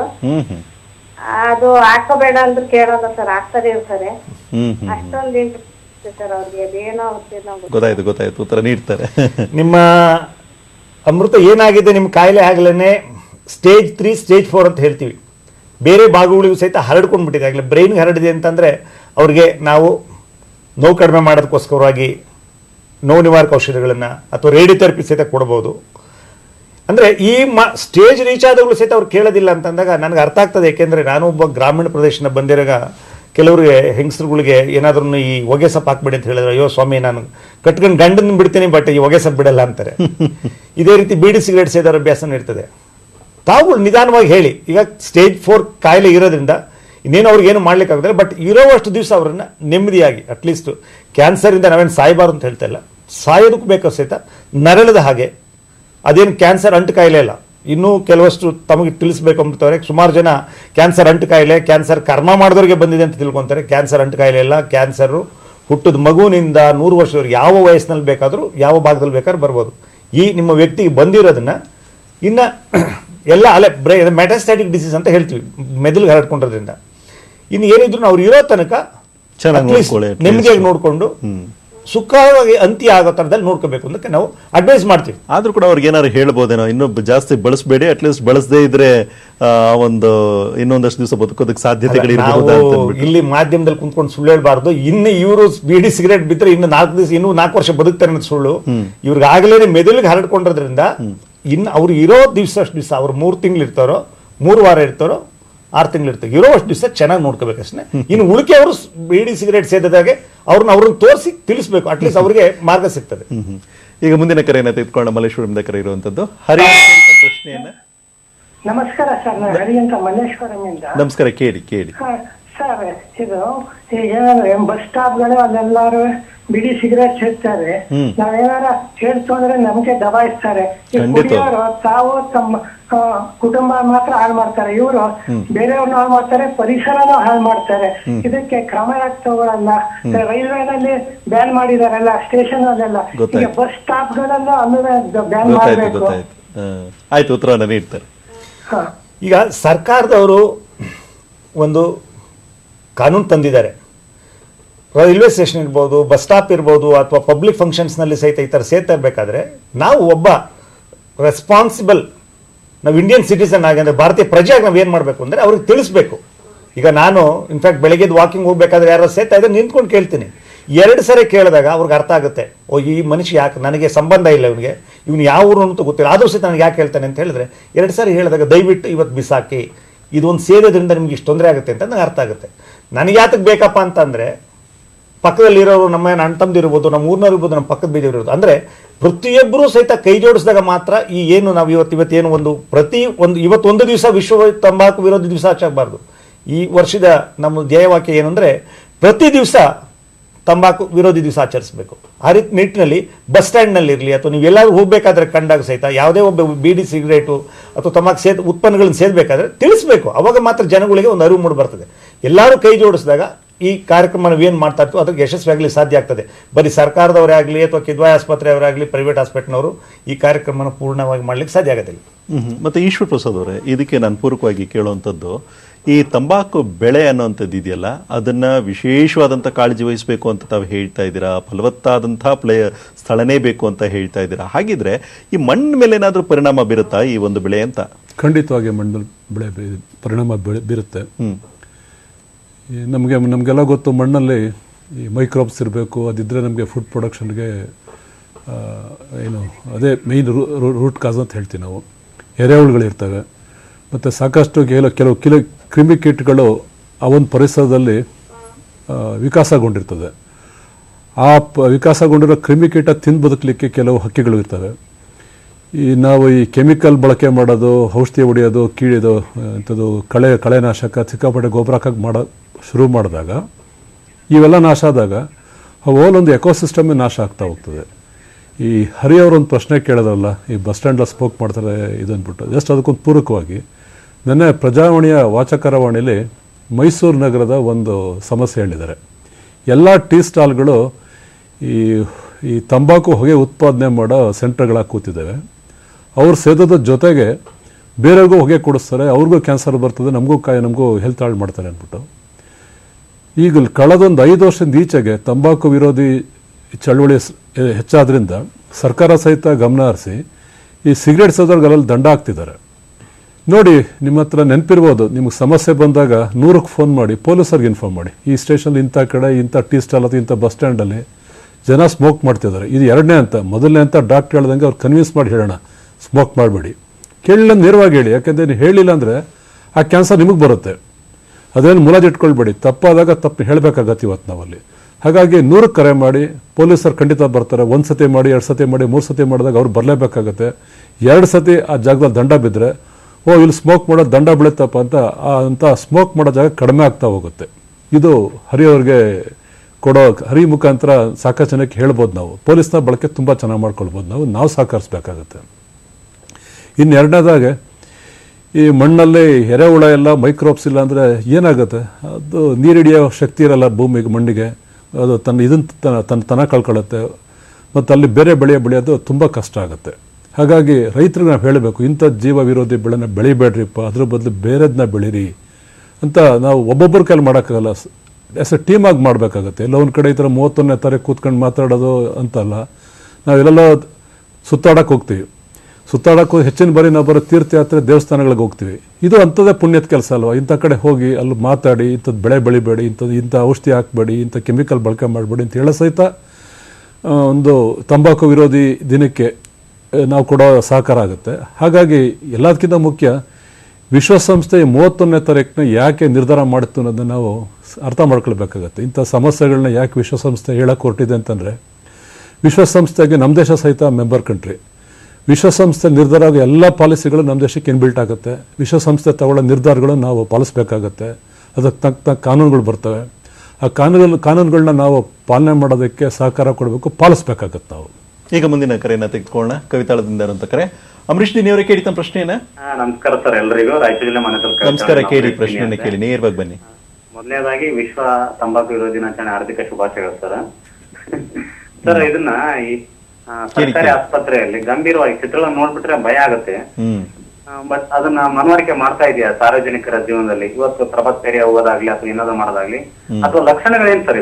ಇದು ತಂಬಾಕು ಸೇವನೆಯಿಂದನೇ ಬಂದಿದೆ ಕ್ಯಾನ್ಸರ್ ಅನ್ನೋ ಒಂದು ಗುರುತು ಇರ್ತದೆ ಸರ್. ಕೆಲವೊಂದು ಲಕ್ಷಣಗಳು, ನೆಗಡಿ ಕೆಮ್ಮು ಜ್ವರ ಇದು ಮಾಡ್ಬೋದು. ಇದು ಅದೇ ಕ್ಯಾನ್ಸರ್, ತಂಬಾಕು ಸೇವನೆಯ ಕ್ಯಾನ್ಸರ್ ಅನ್ನೋದಕ್ಕೆ ಒಂದು ಐಡೆಂಟಿಫಿಕೇಶನ್ ಏನ್ ಸರ್? ಮತ್ತೆ ಇದರಲ್ಲಿ ಏನಾದ್ರು ಸರ್ಕಾರದ ಒಂದು ಪಾತ್ರ ಇದೆಯಾ ಸರ್ ವಿರೋಧ ಮಾಡೋದ್ರಲ್ಲಿ? ಈಗ ತಂಬಾಕು ಮತ್ತೆ ನನ್ನ ಆಗಲೇ ರವೀಶ್ ಅವ್ರಿಗೆ ತಿಳಿಸಿದಾಗೆ, ಈ ತಂಬಾಕು ಸೇವನೆ ಮಾಡೋದ್ರಿಂದ ತುಟಿನಲ್ಲಿ, ಗಂಟಲಿನಲ್ಲಿ, ಬಾಯಿನಲ್ಲಿ, ಕೆನ್ನೆನಲ್ಲಿ, ಅನ್ನನಾಳದಲ್ಲಿ, ಶ್ವಾಸಕೋಶಗಳಲ್ಲಿ ಯಾವುದೇ ಒಂದು ಅಂದರೆ ಏನಾಗ್ತದೆ ಅಂದರೆ, ಯಾವುದೇ ವ್ಯಕ್ತಿಗೆ ಒಂದು ವಾಸಿಯಾಗದೇ ಇರತಕ್ಕಂಥ ಗಾಯ, ಒಂದು ಬಿಳಿ ಪ್ಯಾಚು, ಅದ ನಂತರ ಅದರೊಳಗಡೆ ರಕ್ತಸ್ರಾವ ಆಗೋದು, ದಿವಸಕ್ಕೆ ದಪ್ಪ ಆಗ್ತಾ ಇರ್ತಕ್ಕಂಥದ್ದು, ಗಂಟಲಿನಲ್ಲಿ ಗಡ್ಡೆ ಬಂದಿರೋದು, ಧ್ವನಿ ಬದಲಾವಣೆ ಆಗ್ತಕ್ಕಂಥದ್ದು, ನಂತರ ನಾವು ಊಟ ಮಾಡಿದಾಗ ಎದೆನಲ್ಲಿ ಏನೋ ತಡ್ಕೊಂಡಂಗೆ ಆಗ್ತದೆ, ಈಸೋಫೇಜಿಯಲ್ ಕ್ಯಾನ್ಸರ್ ಅಂತ ಹೇಳ್ತೀವಿ. ಅದಕ್ಕಿಂತ ಹೆಚ್ಚಾಗಿ ಇದ್ದಕ್ಕಿದ್ದಾಗೇನೆ ಕಳೆದ 2 ವಾರ ಅಥವಾ 1 ತಿಂಗಳಲ್ಲಿ ಡಾಕ್ಟ್ರೆ ನಾನು ಒಂದು 15 kg ತೂಕ ಕಡಿಮೆ ಆಗಿಬಿಟ್ಟಿದ್ದೀನಿ, ಹಸಿವೆ ಆಗ್ತಾ ಇಲ್ಲ ಅಂದಾಗ ಕ್ಯಾನ್ಸರ್ ಸೂಚನೆಗಳಿರ್ತದೆ. ನಂತರ ಈ ಲಂಗ್ ಕ್ಯಾನ್ಸರ್ ಇವತ್ತೇನಾಗಿದೆ, ಮುಂಚೆ ಪಾಶ್ಚಿಮಾತ್ಯ ದೇಶಗಳಲ್ಲಿ ಮಾತ್ರ ಹೆಚ್ಚಿಗೆ ಲಂಗ್ ಕ್ಯಾನ್ಸರ್ ಇತ್ತು, ಸ್ಮೋಕ್ ಮಾಡ್ತಾ ಇದ್ರು. ಇವತ್ತು ನಮ್ಮ ದಿವಸಗಳಲ್ಲಿ ಸಹಿತ ಈ ಲಂಗ್ ಕ್ಯಾನ್ಸರ್ ಬಹಳ ಇತ್ತೀಚಿನ ದಿವಸಗಳಲ್ಲಿ ಜಾಸ್ತಿ ಆಗ್ತಾ ಇದೆ. ಅದರಲ್ಲೂ ಹೆಚ್ಚಾಗಿ ಈ ಮಹಿಳೆಯರು ಸಹಿತ, ಸ್ಕೂಲ್ ಚಿಲ್ಡ್ರನ್, ನಾನು ಆಗಲೇ ಹೇಳಿದ್ನಲ್ಲ, ಪ್ರತಿ ದಿವಸ 2,500 ಸ್ಟೂಡೆಂಟ್ಸು ಈ ಸ್ಮೋಕಿಂಗ್ಗೆ ಅಡಿಕ್ಟ್ ಆಗ್ತಾ ಇದ್ದಾರೆ. ಪ್ರತಿ ದಿವಸ 2,500 ಜನ ಸ್ಟೂಡೆಂಟ್ಸ್ ಭಾರತ ದೇಶದಲ್ಲಿ ಸ್ಮೋಕಿಂಗ್ ಅಡಿಕ್ಟ್ ಆಗ್ತಾ ಇದ್ದಾರೆ. ಏನು ಕಾರಣ ಏನಿರಬಹುದು ಅಂತೀರ? ಕಾರಣ ಅಂದರೆ ಫ್ಯಾಷನ್ ಅಷ್ಟೇ. ಈಗ ನೀವೊಬ್ರು ಸೇರ್ತೀರ, ನನ್ನ ಜೊತೆ ಸ್ಮೋಕ್ ಮಾಡಿದ್ರೆ ನನಗೆ it's a fashion, otherwise they think that you are abnormal. ಹಾಗಿದ್ರೆ ಕಾಳಜಿ ವಹಿಸಬೇಕಾಗಿರೋರು ಯಾರು ಅಂತೀರ? ಖಂಡಿತ. ನಾನು ಆಗಲೇ ಹೇಳಿದ್ರಲ್ಲ, ಬಸ್ ಸ್ಟಾಪ್ನಲ್ಲಿ ಹೇಳಿದ್ರಲ್ಲ, ಆ ರೀತಿಯಲ್ಲಿ ಜನರುಗಳಿಗೆ ಈ ತಂಬಾಕು ಉತ್ಪನ್ನಗಳನ್ನು ಆಗ್ತಕ್ಕಂಥ ದುಷ್ಪರಿಣಾಮಗಳೇನು ಇದು ಅಂದರೆ, ಹೀಗೆ ಕೇಳಿದ್ರಲ್ಲ ಅವರು ಪ್ರಶ್ನೆನ, ಈ ರೀತಿ ಒಂದು ಭಯಾನಕ ಚಿತ್ರವನ್ನು ತೋರಿಸಿದಾಗ ಅವ್ರಿಗೆ ಅರ್ಥ, ನಾನು ಇವತ್ತು ಬೀಡಿ ಸೇರ್ತಾ ಇದ್ದೀನಿ, ಸುಮಾರು 10 ವರ್ಷದಿಂದ ಸಿಗರೇಟ್ ಸೇರ್ತಾ ಇದ್ದೀನಿ, ಇದರಿಂದ ನನಗೂ ಈ ರೀತಿ ಗಡ್ಡೆ ಬರ್ಬೋದು, ಬೇಡಪ್ಪ ಇದರಿಂದ ದೂರ ಇರೋಣ ಅಂತ ಹೇಳಾಗ್ತದೆ. ಅದು ಗೊತ್ತಿಲ್ಲ ನನಗೆ ಅದ್ರಲ್ಲಿ ಸಿಗ್ತಕ್ಕಂಥ ಒಂದು ಎರಡು ದಮ್ಮಿಂದ ಸಿಗ್ತಕ್ಕಂಥ ನನಗೆ ಖುಷಿ ಸಿಗುತ್ತೆ ಅಂದ್ಕೊಂಡು ಮಾಡ್ತಾ ಇದ್ದಾಗ they will continue to smoke. ಇದ್ರ ಬಗ್ಗೆ ನಾವು ಯುವಕರಲ್ಲೇ ಸಹಿತ catch them when they are young ಅನ್ನೋ ಥರದಲ್ಲಿ ಅವ್ರಿಗೆ ಅವಾಗಲೇ ಸಹಿತ ಅರಿವು ಮೂಡಿಸಿದಾಗ ನಾವು ಅದರಲ್ಲೂ ಸಹಿತ ಆ್ಯಕ್ಚುಲಿ ನಾವು ಏನು ಮಾಡ್ತಾ ಇದ್ವಿ ಇತ್ತೀಚಿನ ದಿವಸಗಳಲ್ಲಿ ಅಂದರೆ ಈ ಶಾಲಾ ಕಾಲೇಜುಗಳಿಗೆ ಹೋಗಿ ತಾಲೂಕು ಕೇಂದ್ರಗಳಲ್ಲಿ ಜಿಲ್ಲಾ ಕೇಂದ್ರಗಳಲ್ಲಿ ಅವ್ರಿಗೆ ಅರಿವನ್ನು ಮೂಡಿಸೋದು, ನಂತರ ಅವರಿಂದ ಒಂದು ರ್ಯಾಲಿಂಗ್ ಮಾಡೋದು, ನಂತರ ಒಂದು ಎಕ್ಸಿಬಿಷನ್ ನಡೆಸ್ತೀವಿ. ಎಕ್ಸಿಬಿಷನ್ ಇರ್ತದೆ ತಂಬಾಕು ಉತ್ಪನ್ನಗಳಿಂದ ಯಾವ ರೀತಿ ಕ್ಯಾನ್ಸರ್ ಬರುತ್ತೆ ಅನ್ನೋದ್ರ ಬಗ್ಗೆ ಅವ್ರಿಗೆ ಅರಿವು ಮೂಡಿಸಿದಾಗ ಅಟ್ಲೀಸ್ಟ್ ನಾವು ಅವ್ರು ಹೇಳ್ತೀವಿ, ಈ ಪ್ರತಿಯೊಬ್ಬ ಸ್ಟೂಡೆಂಟ್ ಇವತ್ತು ಏನು ಫಂಕ್ಷನಲ್ಲಿ ಅಟೆಂಡ್ ಮಾಡಿದಿರೋ ನೀವು ಹೋಗಿ ನಿಮ್ಮ ಮನೆಯವ್ರಿಗೆ ಅಥವಾ ನಿಮ್ಮ ಪಕ್ಕದ ಮನೆಯವ್ರಿಗೆ ನಿಮ್ಮ ಬೀದಿನಲ್ಲಿ ನಿಮ್ಮ ಊರಿನಲ್ಲಿ 10 ನಿಮಿಷ ಈ ಕ್ಯಾನ್ಸರ್ ಬಗ್ಗೆ ಮಾತಾಡಿ. ಈ ಕ್ಯಾನ್ಸರ್ನ ಸೂಚನೆಗಳೇನು, ನನಗೆ ಏನು ತಿಳಿಸಿದ್ನೋ ಕ್ಯಾನ್ಸರ್ ಸೂಚನೆಗಳೇನು, ಯಾಕೆಂದರೆ ಆರಂಭಿಕ ಹಂತದಲ್ಲಿ ಪತ್ತೆ ಹಚ್ಚಿದ್ರೆ ಕ್ಯಾನ್ಸರ್ನ ಪೂರ್ಣವಾಗಿ ಗುಣಪಡಿಸ್ಬೋದು. ಇದ್ರ ಬಗ್ಗೆ ಮಾತನ್ನ ಮುಂದುವರ್ಸೋಣ. ಅದಕ್ಕಿಂತ ಮುಂಚೆ ಒಂದು ಕರೆಯನ್ನು ತೆಗೆದುಕೊಳ್ಳೋಣ. ಬೆಂಗಳೂರಿನ ಡೈರಿ ಸರ್ಕಲ್ ಇಂದ ಕರೆ ಇರುವಂತದ್ದು ಲತಾ ಅವರೇ, ಕೇಳಿ ತಮ್ಮ ಪ್ರಶ್ನೆಯನ್ನ. ಸರ್ ನಾನು ಡಾಕ್ಟರ್ ಹತ್ರ ಮಾತಾಡ್ತಾ ಇದ್ದೀನಿ. ಕೇಳಿ, ಪ್ರಶ್ನೆ ಕೇಳಿ. ಸರ್ ನಮ್ಮ ಅತ್ತೆ ಅವ್ರಿಗೆ ಅವ್ರ ತಂಬಾಕು ಸೇವನೆ ಏನು ಮಾಡಲ್ಲ, ಆದ್ರೆ ಅವ್ರಿಗೆ ಹೊಟ್ಟೆಲೆಲ್ಲ ಹುಣ್ಣು, ಅವ್ರಿಗೆ ಏನು ನುಂಗಕ್ಕಾಗಲ್ಲ. ಡಾಕ್ಟರ್ ತೋರಿಸಿದ್ವಿ ಕಿದ್ವಾಯಲ್ಲೇನೆ, ಅವ್ರು ಆಗ್ಲೇ 4th ಸ್ಟೇಜ್ ಅಂತ ಹೇಳಿದಾರಂತೆ. ಅದು ಏನ್ ಮಾಡಿದ್ರೆ ಕ್ಯೂರಿ ಆಗುತ್ತೆ? ಈಗ ಲತಾ ಕಿದ್ವಾಯಿ ಬಂದ್ಮೇಲೆ 4th ಸ್ಟೇಜ್ ಆಗಿಲ್ಲ. 4th ಸ್ಟೇಜ್ ಆಗ್ಬೇಕಾದ್ರೆ ಸುಮಾರು ತಿಂಗಳುಗಳು ವರ್ಷಗಟ್ಲೆನೆ ಆದ ನಂತರ ಕಿದ್ವಾಯಿ ಬಂದಿದ್ದೀರ. ನಾವು ಇದಕ್ಕೆ ಏನಾಗಿದೆ ಅಂತಂದ್ರೆ ಅವರಷ್ಟೇ ಅಲ್ಲ, ನಿಮ್ಮ ಅತ್ತೆಯವ್ರಿಗೆಲ್ಲ ನೀವುಗಳು ಸಹಿತ ನಾನು ಹೇಳೋದೇನು ಅಂದರೆ ಪ್ರತಿಯೊಬ್ಬ ವ್ಯಕ್ತಿ ಏನಾಗಿದೆ, ಒಂದು ಡೆವಲಪ್ಡ್ ಕಂಟ್ರೀಸ್ ಅಂತ ಹೇಳ್ತೀವಿ, ಇಂಗ್ಲೆಂಡ್ ಇರ್ಬೋದು, ಅಮೆರಿಕ ಇರ್ಬೋದು, ಅವರು ಪ್ರತಿ ವ್ಯಕ್ತಿ 35 ವರ್ಷ ನಂತರ ರೆಗ್ಯುಲರ್ ಸ್ಕ್ರೀನಿಂಗ್ ಮಾಡಿಸ್ಕೊತಾರೆ. ಅದಕ್ಕೇನು ಹೆಚ್ಚಿಗೆ ಖರ್ಚಾಗೋದಿಲ್ಲ, ಸುಮಾರು 1,500-2,000 ರೂಪಾಯಿ ಆಗ್ತದೆ ಖರ್ಚು. ಅವರು ಪ್ರತಿ ವರ್ಷ ರೆಗ್ಯುಲರ್ ಸ್ಕ್ರೀನಿಂಗ್ ಮಾಡ್ತಾರೆ. ನಮ್ಮಲ್ಲಿ ಏನಾಗುತ್ತೆ, ಅಯ್ಯೋ ಸ್ವಾಮಿ ನನಗೇನೋ ಆರೋಗ್ಯ ಬರ್ತಿರ್ಲಿಲ್ಲ, ಪಕ್ಕದಲ್ಲಿ ಇಂಜೆಕ್ಷನ್ ಮಾಡಿಸ್ಕೊಂಡೆ, ಇಲ್ಲ ಯಡಿಯೂರಿಗೆ ಹೋಗ್ಬಿಟ್ಟು ಒಂದು ಬೆಳ್ಳಿ ಗಂಟೆ ಹಾಕಿ ಬಂದೆ, ನನಗೆ ವಾಸಿ ಆಗಿಲ್ಲ ಅಂತ ಹೇಳ್ತೀನಿ. ಕೊನೆಗೆ ಬಂದು ಏನಾಗುತ್ತೆ, ಕಿದ್ವಾಯಿ ಆಸ್ಪತ್ರೆಗೆ ಹೋದ್ವಿ, 15 ದಿವಸ ಅಷ್ಟೇ ನಮ್ಮ ಅತ್ತೆ ಉಳ್ಕೊಂಡಿದ್ದು, ಏನು ಮಾಡಲಿಲ್ಲ, ಅವ್ರು ಐಸಿಯುನಲ್ಲಿ ಇಡಲಿಲ್ಲ, ಇಂಜೆಕ್ಷನ್ ಕೊಡಲಿಲ್ಲ, ಆಪರೇಷನ್ ಮಾಡಲಿಲ್ಲ ಅಂತ ಹೇಳ್ತಾರೆ. ಬರೋದನ್ನೇ ಬ್ಯಾಡ್ ಸಿಚುಯೇಷನ್ ಅಂದರೆ ನಮ್ಮಂಥ ಭಾರತ ದೇಶಗಳಲ್ಲಿ ಇವತ್ತಿಗೂ ಸಹಿತ 80% ಜನ ಅಡ್ವಾನ್ಸ್ ಕ್ಯಾನ್ಸರ್ ಬರ್ತಾರೆ. ಅವ್ರಿಗೆ ನಾವು ಆಪರೇಷನ್ ಮಾಡೋಕ್ಕೆ ಬರೋದಿಲ್ಲ, ಕರೆಂಟ್ ಕೊಡೋಕ್ಕೆ ಬರೋದಿಲ್ಲ, ಇಂಜೆಕ್ಷನ್ ಕೊಡೋಕ್ಕೆ ಬರೋದಿಲ್ಲ. ಆದರೆ ರೆಗ್ಯುಲರ್ ಸ್ಕ್ರೀನಿಂಗ್ ಹೋದಾಗ ಅಂದ್ರೆ ನೀವು ಹೇಳ್ತಿರೋದೇನಂತಂದ್ರೆ ಪ್ರಾರಂಭದಲ್ಲಿ ಏನಾದ್ರೂ ಸ್ವಲ್ಪ ಮಟ್ಟಿಗೆ ಸೂಚನೆಗಳು ಕಂಡು ಬರ್ತಿದೆ ಅಂತಂದ್ರೆ ಅದಕ್ಕೆ ತಪಾಸಣೆಗೆ ಒಳಗಾಗಬೇಕು ಅಂತ ತಾವು ಹೇಳ್ತಾ ಇದ್ದೀರಾ. ಒಂದು ಕರೆಯನ್ನ ತೆಗೆದುಕೊಳ್ಳೋಣ. ಬಿಡದಿರಂತ ಕರೆ. ಹಲೋ ಹಲೋ, ಕೇಳಿ ತಮ್ಮ ಪ್ರಶ್ನೆಯನ್ನ. ನಮಸ್ಕಾರ ಸರ್, ವಿರಾಜಪೇಟೆ ಇರ್ಬಿದ್ರೆ ಬಿಡದಿಯಿಂದ ಸರ್. ಕೇಳಿ ಸರ್, ತಮ್ಮ ಕಾರ್ಯಕ್ರಮಕ್ಕೆ ಚಂದನ ವಾಹಿನಿಗೆ ಮತ್ತೆ ವೈದ್ಯರಿಗೆ ಎಲ್ಲರಿಗೂ ನಮಸ್ಕಾರ. ನಮಸ್ಕಾರ, ಕೇಳಿ. ಧನ್ಯವಾದಗಳು. ತಂಬಾಕು ಕಾರ್ಯಕ್ರಮ ಒಂದಿನ ಮಾಡಿ ಬಿಟ್ಬಿಟ್ರೆ ಅದು ಪೂರ್ತಿ ತಿಳುವಳಿಕೆ ಬರೋದಿಲ್ಲ. ಯಾಕಂದ್ರೆ ಎಲ್ಲಾರು ಅದೇ ಕೆಲಸ ಮಾಡ್ತಾರೆ. ಈ 15ರಿಂದ 22 ವರ್ಷದವರೆಗೂ ತುಂಬಾ ಡೇಂಜರಸ್ ಜೋನ್ ಇದ್ದಂಗೆ ಅದು.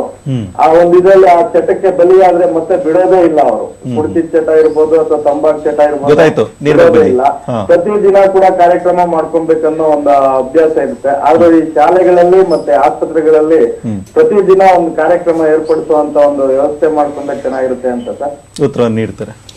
ವೀರಭದ್ರಯ್ಯನವರೇ, ಬಹಳ ಒಳ್ಳೆ ಸಲಹೆ. ಇನ್ಫ್ಯಾಕ್ಟ್ ನಿಮ್ಮಂಥವ್ರು ಸಹಿತ ನಮ್ಮ ಕಿದ್ವಾಯಿ ಆಸ್ಪತ್ರೆಯವ್ರ ಜೊತೆ ಕೈ ಜೋಡಿಸಿದ್ರೆ ಖಂಡಿತ ನಾವು ನಮ್ಮ ಈ ರಾಜ್ಯದಲ್ಲಿ ಅಥವಾ ಪಕ್ಕದ ರಾಜ್ಯಗಳಲ್ಲಿ ಜನಗಳಿಗೆ ಅರಿವನ್ನು ಮೂಡಿಸ್ಲಿಕ್ಕೆ ಸಹಕಾರ ಆಗ್ತದೆ.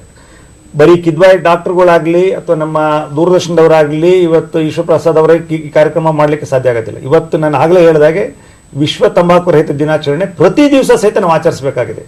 ಈ ನಿಟ್ಟಿನಲ್ಲಿ ಶಾಲಾ ಕಾಲೇಜುಗಳಿಗೆ ಅಥವಾ ತಮ್ಮ ಗ್ರಾಮೀಣ ಪ್ರದೇಶಗಳಲ್ಲಿ ನಾವು ಇವತ್ತು ಏನು ಆಶಾ ವರ್ಕರ್ಸ್ ಇದ್ದಾರೆ ಅವ್ರನ್ನೆಲ್ಲರನ್ನು ಉಪಯೋಗಿಸ್ಕೊಂಡಾಗ, ಅದರಲ್ಲೂ ಹೆಚ್ಚಾಗಿ ಯುವಕರನ್ನ, ನಂತರ ಈ ಸ್ಟೂಡೆಂಟ್ಸ್ಗಳು ಏನಿದ್ದಾರೆ ಅವ್ರನ್ನ ಉಪಯೋಗಿಸ್ಕೊಂಡು ಅವ್ರ ಮುಖಾಂತರ ನಾವು ಜನರುಗಳಿಗೆ ತಂಬಾಕು ಮತ್ತು ಅದರಿಂದ ಆಗ್ತಕ್ಕಂಥ ಹಾನಿಕಾರಕ ಘಟನೆಗಳೇನಿದೆ ಅಂತ ತಿಳಿಸಿದಾಗ ಜನರು ಖಂಡಿತ ದೂರ ಆಗ್ತಾರೆ. ಇಲ್ಲ ಅಂದರೆ ಅವರು ಅದರಲ್ಲಿ ಸಿಗ್ತಕ್ಕಂಥ 2 ನಿಮಿಷ ಖುಷಿಗೋಸ್ಕರವಾಗಿ ಅವರ ಜೀವನನೇ ಬಲಿ ಪಡಲಿಕ್ಕೆ ಜಾಸ್ತಿ ಅವಕಾಶಗಳಿರುತ್ತೆ. ಅದರಿಂದ ಆಗ್ತಕ್ಕಂಥದ್ದು ನಾನು ಹೇಳಿದ್ನಲ್ಲ, ಇವತ್ತೇನು ಪ್ರತಿಯೊಂದು PHCಗಳಿರ್ಬೋದು, ಕಮ್ಯುನಿಟಿ ಹೆಲ್ತ್ ಸೆಂಟರ್ ಇರ್ಬೋದು, ಅಲ್ಲಿ ಹೋಗಿ ನಾವು ಕಳೆದ ವರ್ಷ ಆಕ್ಚುಲಿ ನಾವು ತುಮಕೂರಿನಲ್ಲಿ ಬೃಹತ್ ಕಾರ್ಯಕ್ರಮ ಇಟ್ಕೊಂಡಿದ್ವಿ. ಸುಮಾರು ಒಂದು 4,000 ಜನ. ಮತ್ತೆ ಈ ವಿಷಯಗಳ ಬಗ್ಗೆ ಹೆಚ್ಚು ಮಾಹಿತಿಯನ್ನ ತಾವು ತಿಳಿಸ್ಕೊಡ್ಬಹುದು. ಆದ್ರೆ ಈಗ ಒಂದು ಅಲ್ಪ ವಿರಾಮವನ್ನು ತೆಗೆದುಕೊಳ್ಳೋಣ, ಮತ್ತೆ ಆನಂತರ ಮತ್ತೆ ಕಾರ್ಯಕ್ರಮ ಮುಂದುವರಿಯುತ್ತೆ.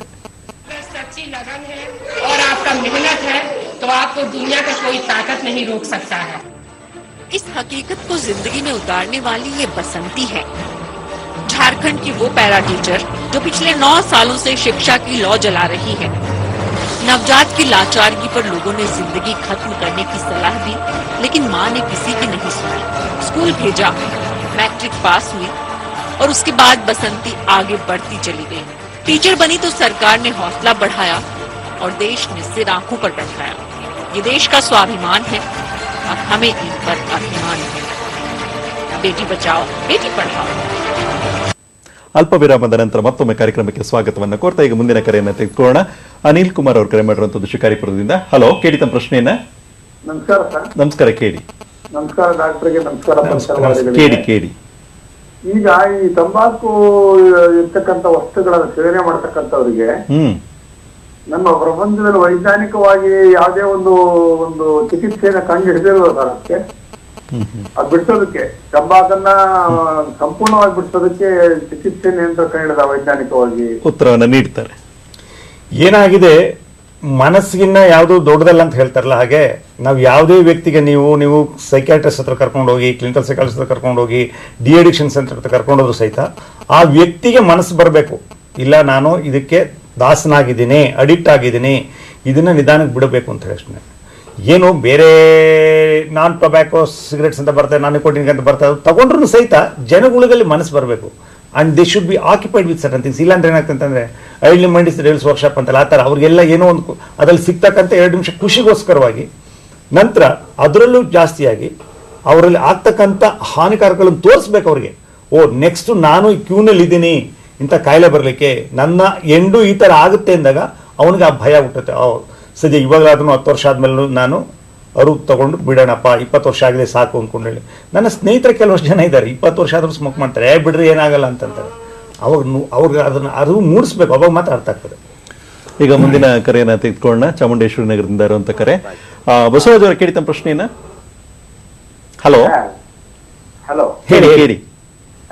ಈಗ ಪ್ರತಿಯೊಂದು ಅಂಗಡಿಗಳಲ್ಲೂ ಸಹಿತ ಬೀಡಿ, ಸಿಗರೇಟು, ತಂಬಾಕು ಇದನ್ನೆಲ್ಲ ಮಾರ್ತಾ ಇದ್ದಾರೆ. ಆ ಮಾರೋ ಜಾಗದಲ್ಲಿ ಆದಷ್ಟು ಸಹಿತ ಈಗ ಕಿದ್ವಾಯಿ ಹಾಸ್ಪಿಟಲ್ಗಳಲ್ಲಿ ತೋರಿಸ್ತಾ ಇದಾರಲ್ಲ ಈ ಫೋಟೋಗಳು, ಆ ತರದ ಫೋಟೋಗಳನ್ನ ಎಲ್ಲಾ ಕಡೆನೂ ಸಹಿತ ಡಿಸ್ಪ್ಲೇ ಮಾಡಿದ್ರೆ ಬಹಳ ಒಳ್ಳೇದಲ್ವ ಸರ್? ಅಟ್ಲೀಸ್ಟ್ ಆ ಚಿತ್ರದ ನೋಡಿದ್ಮೇಲಾದ್ರೂ ಎಷ್ಟೋ ಜನಕ್ಕೆ ಹೆದರ್ಕೊಂಡಿದ್ದೇನೆ ಬಿಡುವಂತ ಸಂದರ್ಭ ಉಂಟು. ಈಗ ಬಸವರಾಜ್ ಅವರು ಹೇಳಿದ್ದು ಇನ್ನೊಂದು ಟ್ರೇಡ್ನ ಇನ್ನೊಂದು ಮುಖ ತೋರಿಸ್ತೀವಿ ನೋಡಿ. ಈಗ ತಂಬಾಕು ಸೇವನೆ ಅಪಾಯ ಅನ್ನೋದನ್ನ ಸಿಗರೇಟ್ ಪ್ಯಾಕ್ ಮೇಲೆ 85% ಮುದ್ರಣ ಮಾಡಿ ಹೇಳಬೇಕು ಅನ್ನೋದು, ತೋರಿಸ್ಬೇಕು ಅನ್ನೋದನ್ನ ಎಲ್ಲ ತಂಬಾಕು ಕಂಪ್ನಿಗಳು, ತಂಬಾಕು ಅಭಿವೃದ್ಧಿ ಸಂಸ್ಥೆಗಳು ವಿರೋಧ ಮಾಡ್ತಿದ್ದಾವೆ. ಈ ಸಿಗರೇಟ್ ಬಗ್ಗೆ ಮಾತ್ರ ಮಾತಾಡೋದು ನಾವು. ಆದರೆ ಈ ಗುಟ್ಕಾ ಮಾರಾಟ ಮಾಡೋ ಸಣ್ಣ ಪ್ಯಾಕೆಟ್ ಮೇಲೆ ಏನೂ ಮುದ್ರಣ ಆಗಿಲ್ಲ. ಎಲ್ಲದಕ್ಕಿಂತ ದೊಡ್ಡ ದುರಂತ ಅಂತಂದರೆ ಈ ಗುಟ್ಕಾ ಅಥವಾ ತಂಬಾಕನ್ನ ಹದ ಮಾಡೋದಕ್ಕೆ ಈ ಚರ್ಮ ಹದ ಮಾಡೋಕ್ಕೆ ಬಳಸೋ ಕೆಮಿಕಲ್ನ ಬಳಕೆ ಮಾಡ್ತಾರೆ. ಅದು ನಮ್ಮಲ್ಲಿ ಒಳಗಡೆ ಹೋದಾಗ ಏನಾಗುತ್ತೆ ಅನ್ನೋದನ್ನ ಡಾಕ್ಟ್ರಿಗೆ ತುಂಬ ಚೆನ್ನಾಗಿ ಗೊತ್ತಾಗುತ್ತೆ, ನಿಮಗೆ ಗೊತ್ತಾಗಲ್ಲ. ಹಿಂದೆ ಕೆಲವು ಪ್ರಶ್ನೆ ಕೇಳಿದಾಗ ಇವಾಗ ಯಾಕೆ ನಾವು ಏನೂ ಹೇಳ್ಕೊಡ್ತಿಲ್ಲ, ಯಾಕೆ ಏನೂ ಮಾಡ್ತಿಲ್ಲ ಅಂತ ಕೆಲವು ಪ್ರಶ್ನೆಗಳು ಜನ ಕೇಳ್ತಾ ಇದ್ದಾರೆ. ನೋಡಿ, ಈ 100 ಜನದಲ್ಲಿ 100 ಜನ ತಂಬಾಕು ಸೇರ್ತಿಲ್ಲ, ಒಂದು 10 ಜನ 20 ಜನ ಸೇರ್ತಿದ್ದಾರೆ, 80 ಜನ ನಿಂತ್ಕೊಂಡು ನೋಡ್ತಾ ಇದ್ದೀವಿ ಕೂತ್ಕೊಂಡು ನಾವು ಅದನ್ನು. ಇವಾಗ ಡಾಕ್ಟರ್ ಲಿಂಗೇಗೌಡರು ಅಂತವರು ಅಥವಾ ನಮ್ಮ ಕಿದ್ವಾಯಿ ಸಂಸ್ಥೆ ಅಂತವರು ಅದೊಂದು ಟ್ರೀಟ್ಮೆಂಟ್ ಕೊಡೋಕ್ಕೆ ಪ್ರಯತ್ನ ಪಡ್ತಿದ್ದಾರೆ. ಆದರೆ ಆ 2 ನಿಮಿಷದ ಖುಷಿಗೆ ಏನೇನು ಆಗ್ತಾ ಇದೆ ಇವತ್ತು? ನೀವು ಸೇರಿದ ಪ್ರತಿ ಒಂದು ಸಿಗರೇಟು ಅಥವಾ ಬಳಕೆ ಮಾಡೋ ಗುಟ್ಕಾ, ಬಳಕೆ ಮಾಡೋ ತಂಬಾಕನ್ನ ಇದನ್ನು ಮಾಡೋದಕ್ಕೆ ಅದನ್ನು 8-10 ಪಟ್ಟು ಸೌದೆ ಬಳಕೆ ಆಗುತ್ತೆ. ಇಲ್ಲಿ ನಾವು ನಮಗೆ ಬಂದಿರೋ ಕಾಯಿಲೆ ಬಗ್ಗೆ ಮಾತ್ರ ಮಾತಾಡ್ತೀವಿ, ಆದರೆ ಪರಿಸರಕ್ಕೆ ಬಂದಿರೋ ಕ್ಯಾನ್ಸರ್ ಬಗ್ಗೆ ನಾವು ಯೋಚನೆ ಮಾಡ್ತಿಲ್ಲ. ನಾವು ನಮಗೆ ಸಿಗ್ತಿರೋ ಒಳ್ಳೆ ಗಾಳಿ, ನೀರು ಕಳ್ಕೊಳ್ತಾ ಇದ್ದೀವಿ, ಒಳ್ಳೆ ಆಹಾರ ಕಳ್ಕೊಳ್ತಾ ಇದ್ದೀವಿ ನಾವು. ನೋಡಿ, ಈ ಹೆಗಡದೇವನಕಟ್ಟೆ, ಹುಣಸೂರು, ಪಿರಿಯಾಪಟ್ಟಣ ತುಂಬ ಅದ್ಭುತವಾಗಿ, ತುಂಬ ಸೂಕ್ಷ್ಮವಾಗಿರುವಂಥ ಪಶ್ಚಿಮ ಘಟ್ಟಗಳ ಪ್ರದೇಶ. ಅದು ನಾಗರಹೊಳೆ ಬರುತ್ತೆ, ಕಾಕನಕೋಟೆ ಬರುತ್ತೆ, ಬಂಡೀಪುರ ಎಲ್ಲ ಬರ್ತದೆ. ಅಲ್ಲಿ 1 kg ಹೊಗೆ ಸೊಪ್ಪನ್ನ ಬೆಳೆದು ಹದ ಮಾಡಲಿಕ್ಕೆ ಸುಮಾರು 8ರಿಂದ 10 kg ಸೌದೆ ಬೇಕಾಗುತ್ತೆ. ಈ ಹೊಗೆ ಸೊಪ್ಪು ಬೆಳೆಯೋ ರೈತ ಆಗಲಿ, ಹೊಗೆ ಸೊಪ್ಪನ್ನ ಬೆಳೆಸೋವಂಥ ಸಂಘ ಸಂಸ್ಥೆಗಳಾಗಲಿ ಈ ಸೌದೆ ಬೆಳೆಸಲ್ಲ. ಸೌದೆ ಎಲ್ಲಿಂದ ಬರಬೇಕು? ನಮ್ಮ ಕಾಡನ್ನ ಕಡಿತಾ ಇದ್ದೀವಿ ನಾವು. ನಾವು ನಮಗೆ ಬಂದಿರೋ ಕ್ಯಾನ್ಸರ್ ಬಗ್ಗೆ ಮಾತ್ರ ಮಾತಾಡ್ತಿದ್ದೇವೆ ಹೊರತು ನಮ್ಮ ಇಡೀ ನಾಗರಿಕತೆ, ನಮ್ಮ ಪರಿಸರಕ್ಕೆ ಬಂದಿರೋ ಕ್ಯಾನ್ಸರ್ ಬಗ್ಗೆ ಯೋಚನೆ ಮಾಡ್ತಿಲ್ಲ. ಇದು ನಮ್ಮೆಲ್ಲ ಪಾಠಗಳಲ್ಲಿ ಹಿರಿಯರ ಅನುಭವದಲ್ಲಿ ನಮ್ಗೆ ಹೇಳ್ತಾ ಇದ್ದಾರೆ, ಕೇಳಕ್ಕೆ ನಾವು ತಯಾರಿಲ್ಲ. ಹಾಗಾಗಿ ಕೆಲವು ಜನಗಳು ಅದಕ್ಕೆ ದಾಸರಾಗಿದ್ದಾರೆ. ಅವ್ರನ್ನ ಹೊರಗೆ ತರೋದೇ ನಮಗೆ ಸಿಕ್ಕಿರೋ ಎಜುಕೇಷನ್, ನಮಗೆ ಸಿಕ್ಕಿರೋ ಅನುಭವ ಆಗುತ್ತೆ. ಹೊರಗೆ ತರಲೇಬೇಕು, ಯಾವುದೂ ಸಾಧ್ಯ ಇಲ್ಲ ಅಂತಲ್ಲ, ನಮ್ಮಿಂದೆಲ್ಲ ಸಾಧ್ಯ ಇದೆ ಇವತ್ತಲ್ಲಿ. ಈ ರೈತನಿಗೆ ನಾವು ಮನವೊಲಿಸ್ಬೇಕಾಗತ್ತೆ. ನಾವು ಒಬ್ಬರ ಕೈಲಿ ಮಾಡೋಕ್ಕಾಗಲ್ಲ. ಈ ಟೀಮಾಗಿ ನಾವು ಪ್ರಯತ್ನ ಪಟ್ಟರೆ ಇಡೀ 365 ದಿನನೂ ಇದೇ ಥರ ಅದ್ರಾಗ ಏನಾಗುತ್ತೆ, ಜನಕ್ಕೆ ಇದು ತಪ್ಪೊಂದು ಬರುತ್ತೆ. ನೋಡಿ, ಈಗ ಕಳೆದ ಒಂದು 10 ವರ್ಷದಿಂದ ಧೈರ್ಯವಾಗಿ ಜನ ಎಲ್ಲೆಲ್ಲೋ ಸೇರ್ತಿರು, ಎಲ್ಲ ಕಡೆ ಸಿಗರೇಟ್ ಮಾರಾಟ ಆಗ್ತಿತ್ತು. ಅದು ತುಂಬ ಕಡಿಮೆ ಆಗಿದೆ. ಸರ್ಕಾರದ ಕಾನೂನು ತುಂಬ ಚೆನ್ನಾಗಿದೆ. ಇವತ್ತು ಪೊಲೀಸರೆಲ್ಲ ಸಿಕ್ಕ ಕಡೆ ಪೆನಾಲ್ಟಿ ಆಗ್ತಾ ಇದ್ದಾರೆ. ಅದನ್ನು ಸಹಕರಿಸಬೇಕಾಗತ್ತೆ. ಈ ಸರ್ಕಾರದ ಈ ಸವಲತ್ತುಗಳನ್ನ ಬಳಕೆ ಮಾಡ್ಕೊಳ್ಳಿ ದಯವಿಟ್ಟು. ಈ 100ಕ್ಕೆ ಫೋನ್ ಮಾಡಿ ಪೊಲೀಸ್ ಸರ್ಕಾರ ಶಕ್ತಿ ನಮ್ಮ ಕೈಲಿದೆ, ಕರ್ಸ್ಕೊಳ್ಳಿ. ಈಗ ಶಿಕ್ಷಣ ಅನ್ನುವಂಥ ಪದವನ್ನು ಕೂಡ ಬಳಸ್ತಾ ಇದ್ರು, ನಾವು ಕರೆಯನ್ನು ನೋಡ್ತಾ ಇದ್ರು ಕೂಡ ಅದ್ರ ಬಗ್ಗೆನೇ ಹೆಚ್ಚು ಮಾತಾಡ್ತಾ ಇದ್ದಾರೆ. ಹಾಗಿದ್ರೆ ಈಗ ತಾವು ಹೇಳ್ತಾ ಇದ್ದೀರಾ ಪ್ರತಿದಿನ 2,500 ಮಕ್ಕಳು ಈ ರೀತಿಯಲ್ಲಿ ಧೂಮಪಾನಕ್ಕೆ ದಾಸರಾಗ್ತಿದ್ದಾರೆ ಅಂತ ಹೇಳಿದ್ಮೇಲೆ ನನಗನ್ಸುವಂಥದ್ದು, ನೀವು ಒಂದು ಸಂಸ್ಥೆ ಇರಬಹುದು, ನಿಮ್ಮ ರೀತಿಯಲ್ಲಿ ಇರುವಂಥ ಆಸ್ಪತ್ರೆಗಳಿರಬಹುದು, ಖಂಡಿತವಾಗ್ಲೂ ಸಮಾಜಕ್ಕೆ ಹೋಗಿ ಬುದ್ಧಿ ಹೇಳಕ್ಕೆ ಸಾಧ್ಯತೆ ಇಲ್ಲ. ಆದ್ರೆ ನಾನು ಕೇಳೋದೇನು ಗೊತ್ತಾ, ನೀವು ಯಾಕೆ ಶಿಕ್ಷಣ ಇಲಾಖೆಯ ಜೊತೆಗೆ ಸಹಕಾರದೊಂದಿಗೆ ಅವ್ರನ್ನ ಕರೆಸಿ ಒಂದೊಂದು ಜಿಲ್ಲೆಗಳಲ್ಲೂ ಕೂಡ ಒಂದಷ್ಟು ಶಿಕ್ಷಕರನ್ನ ಸೇರಿಸಿ ಅವ್ರಿಗೊಂದಷ್ಟು ಮಾಹಿತಿಯನ್ನು ಕೊಟ್ಟು ಆ ನಂತರದಲ್ಲಿ ಅವರು ಮತ್ತಷ್ಟು ಶಿಕ್ಷಕರಿಗೆ ನೀಡಿ ಆ ಶಿಕ್ಷಕರು ಮತ್ತೆ ವಿದ್ಯಾರ್ಥಿಗಳಿಗೆ ತಿಳಿಸುವಂಥ ಕೆಲಸವನ್ನ, ಮತ್ತೆ ಆ ವಿದ್ಯಾರ್ಥಿಗಳು ಸಂಜೆ ಅಥವಾ ಯಾವುದೋ ಒಂದು ದಿವಸ ಮಕ್ಕಳು ಆ ಒಂದು ಬೀದಿಯಲ್ಲಿರಬಹುದು, ಈ ರೀತಿಯಲ್ಲಿ ಅದೊಂದು ರೀತಿಯಲ್ಲಿ ಕ್ರಾಂತಿಯಾಗಿ, ಅಥವಾ ಯಾಕೆ ಆ ಒಂದು ನಿಟ್ಟಿನಲ್ಲಿ ಕೆಲಸ ಮಾಡಬಾರ್ದು ಅಂತ. ಬಹಳ ಒಳ್ಳೆ ಸಲಹೆ. ಇನ್ಫ್ಯಾಕ್ಟ್ ನಮ್ಮ ಕಿದ್ವಾಯ್ ಕ್ಯಾನ್ಸರ್ ಸಂಸ್ಥೆನಲ್ಲಿ ಹಲವಾರು ವರ್ಷಗಳಿಂದ ತಾಲೂಕು ಜಿಲ್ಲಾ ಕೇಂದ್ರಗಳು ಅಥವಾ ಹೋಬಳಿ ಹೆಡ್ ಕ್ವಾರ್ಟರ್ಗಳಿಗೆ ಹೋಗಿ ಈ ಕ್ಯಾನ್ಸರ್ ಬಗ್ಗೆ ಅರಿವನ್ನು ಮೂಡಿಸೋದು. ಇತ್ತೀಚಿನ ದಿವಸಗಳು ನಾವೇನು ಮಾಡ್ತಾ ಇದ್ದೀವಿ ಅಂದರೆ, ಇನ್ಫ್ಯಾಕ್ಟ್ ಕಳೆದ ವರ್ಷ ತುಮಕೂರಿನಲ್ಲಿ ಸಹಿತ ಒಂದು ಬೃಹತ್ ಜಾಥಾ ಇಟ್ಕೊಂಡಿದ್ವಿ. ಒಂದು ಸುಮಾರು 6,000 ಜನ ಸ್ಟೂಡೆಂಟ್ಸ್ ಸೇರಿಕೊಂಡು ಇಡೀ ನಗರ ಪ್ರದೇಶದಲ್ಲಿ ಈ ತಂಬಾಕು ಉತ್ಪನ್ನ ಆಗ್ತಕ್ಕಂಥ ಕರಪತ್ರಗಳನ್ನು ಹಂಚಿ ನಂತರ ಅವರಿಗೆ ಒಂದು ಪಬ್ಲಿಕ್ ಫಂಕ್ಷನ್ಸ್ ಅಟೆಂಡ್ ಮಾಡಿ ಜನಗಳು ಅವರು ಮೂಡಿಸಿವಿ. ನಗರ ಪ್ರದೇಶದಲ್ಲಿ ಸಹಿತ ನಾವು ಕ್ರೈಸ್ಟ್ ಕಾಲೇಜ್ ಇರ್ಬೋದು ಮತ್ತು ಇನ್ನು ಹಲವಾರು ಸುಮಾರಷ್ಟು ಕಾಲೇಜುಗಳಲ್ಲಿ, ನಂತರ ವಿವಿಧ ಕಾಲೇಜುಗಳಿಗೆ ಹೋಗಿ ಮಾಡ್ತಾ ಇದ್ವಿ. ಈ ಸ್ಟೂಡೆಂಟ್ಸ್ ಜೊತೆಗೆ ನಾವು ಇನ್ನೊಂದು ಏನು ಮಾಡ್ತಾ ಇದ್ವಿ ಅಂದರೆ, ಈಗ ಈ ಯಾವುದೇ ಒಂದು ತಾಲೂಕು ಕೇಂದ್ರಗಳಿಗೆ ಹೋದಾಗ ಈ ಆಶಾ ವರ್ಕರ್ಸ್ ಇದ್ದಾರಲ್ಲ, ಈ ಒಂದು 1000 ಜನ ಪಾಪ್ಯುಲೇಷನ್ಗೆ ಒಬ್ಬರು ಆಶಾ ವರ್ಕರ್ಸ್ ಇರ್ತಾರೆ, ಅವರಿಗೆ ನಾವು ಕ್ಯಾನ್ಸರ್ ಬಗ್ಗೆ ಅರಿವು ಮೂಡಿಸೋದು, ನಂತರ ಅವರನ್ನೇ ಸ್ವತಃವಾಗಿ ಪರೀಕ್ಷೆಗೆ ಒಳಪಡಿಸ್ಕೊಳ್ಳಿ ಅಂತ ಹೇಳ್ತೀವಿ. ಏನಾಗ್ತದೆ, ಇನ್ವೇರಿಬಲ್ ಅವರು ಮಹಿಳೆ ಇರೋದ್ರಿಂದ ಗರ್ಭಕೋಶ ಪರೀಕ್ಷೆ ಮಾಡಿಸ್ಕೊಳ್ಳೋದಕ್ಕೆ ಸಾಮಾನ್ಯ ಜನ ಮುಂದೆಗಡೆ ಬರೋದಿಲ್ಲ, ಅಂದ್ರೆ ನಾಚಿಕೆ ಪಡುವಂತ ಅವರಿಗೆ ಅವರು ಸ್ವಂತ ಅವ್ರ ಕೈನಲ್ಲೇ ಬಲಗೈನಿಂದ ಎಡಗಡೆ ಬ್ರೆಸ್ಟ್ ಮುಟ್ಟಿ ಪರೀಕ್ಷೆ ಮಾಡಿಸ್ಕೊಳ್ಳೋದು ಅಂತಂದ್ರೆ, ಅಪ್ಪ ಬೇಡ ನನಗೆ ನಾವು ಮುಟ್ಟಬಾರ್ದು ಅಂತ ಕೆಲವಷ್ಟು ಜನಗಳಿಗೆ ಅನುಮಾನ ಇರ್ತದೆ. ಕ್ಯಾನ್ಸರ್ ಅಂತ ಹೇಳ್ಕೊಳ್ಳೋದಕ್ಕೇನು ಭಯ ಇರಬೇಕಾದ್ರೆ ಅವ್ರಿಗೆ ಪರೀಕ್ಷೆ ಮಾಡ್ಕೊಳ್ಬೇಕು ಅಂತ ಅಷ್ಟೇ. ಮುಖ್ಯವಾಗಿ ಏನು ಅಂತಂದ್ರೆ, ಒಂದು ಕನ್ನಡಿ ಮುಂದೆ ನಿಂತ್ಕೊಂಡು ನಮ್ಮ ಬಾಯಿನ ಸ್ವತಃವಾಗಿ ನಾವು ಬಾಯಿ ತೆಗೆದುಬಿಟ್ಟು ಏನಾದರೂ ಮಚ್ಚೆಗಳಿದೆಯಾ, ಏನಾದರೂ ಬದಲಾವಣೆ ಇದೆಯಾ, ಅಥವಾ ನಮ್ಮ ಸ್ವರ ಬದಲಾವಣೆ ಅಂತ ತೋರಿಸ್ಕೊಂಡ್ರೆ ತಕ್ಷಣ ಬಂದರೆ ವಾಸಿ ಮಾಡ್ಕೋಬೋದು. ತಾವು ಹೇಳಿದಾಗೆ ನಾವು ಟೀಚರ್ಸು ಮತ್ತು ಈ ಸ್ಟೂಡೆಂಟ್ಸ್ ಏನಿದ್ದಾರೋ ಅವರನ್ನು ಉಪಯೋಗಿಸ್ಕೊಂಡು, ನಂತರ ನಾವು ಈಗ ಪೈಲಟ್ ಪ್ರಾಜೆಕ್ಟ್ ಆಗಿ ತುಮಕೂರು ಜಿಲ್ಲೆನ ತಗೊಳ್ಳೋಣ ಅಂತ ಹೇಳಿ ಪ್ಲ್ಯಾನ್ ಮಾಡಿದ್ವಿ. ಇದೇ ರೀತಿಯಲ್ಲಿ ಎಲ್ಲ ಜಿಲ್ಲಾ ಮಟ್ಟಗಳಲ್ಲೂ ಸಹಿತ ಈ ಆಶಾ ವರ್ಕರ್ಸ್ ಜೊತೆಗೆ ಟೀಚರ್ಸು ಮತ್ತು ಸ್ಟೂಡೆಂಟ್ಸ್ನ ಉಪಯೋಗಿಸ್ಕೊಂಡೆ ಖಂಡಿತವಾಗೂ ಇವತ್ತು ನಮ್ಮ ಪಕ್ಕದ ಕೇರಳ ರಾಜ್ಯದಲ್ಲಿ ಈ ರೀತಿ ಈ ವಾಲಂಟಿಯರ್ಸ್ ಮೂವ್ಮೆಂಟ್ ಬಹಳ ಚೆನ್ನಾಗಿದೆ.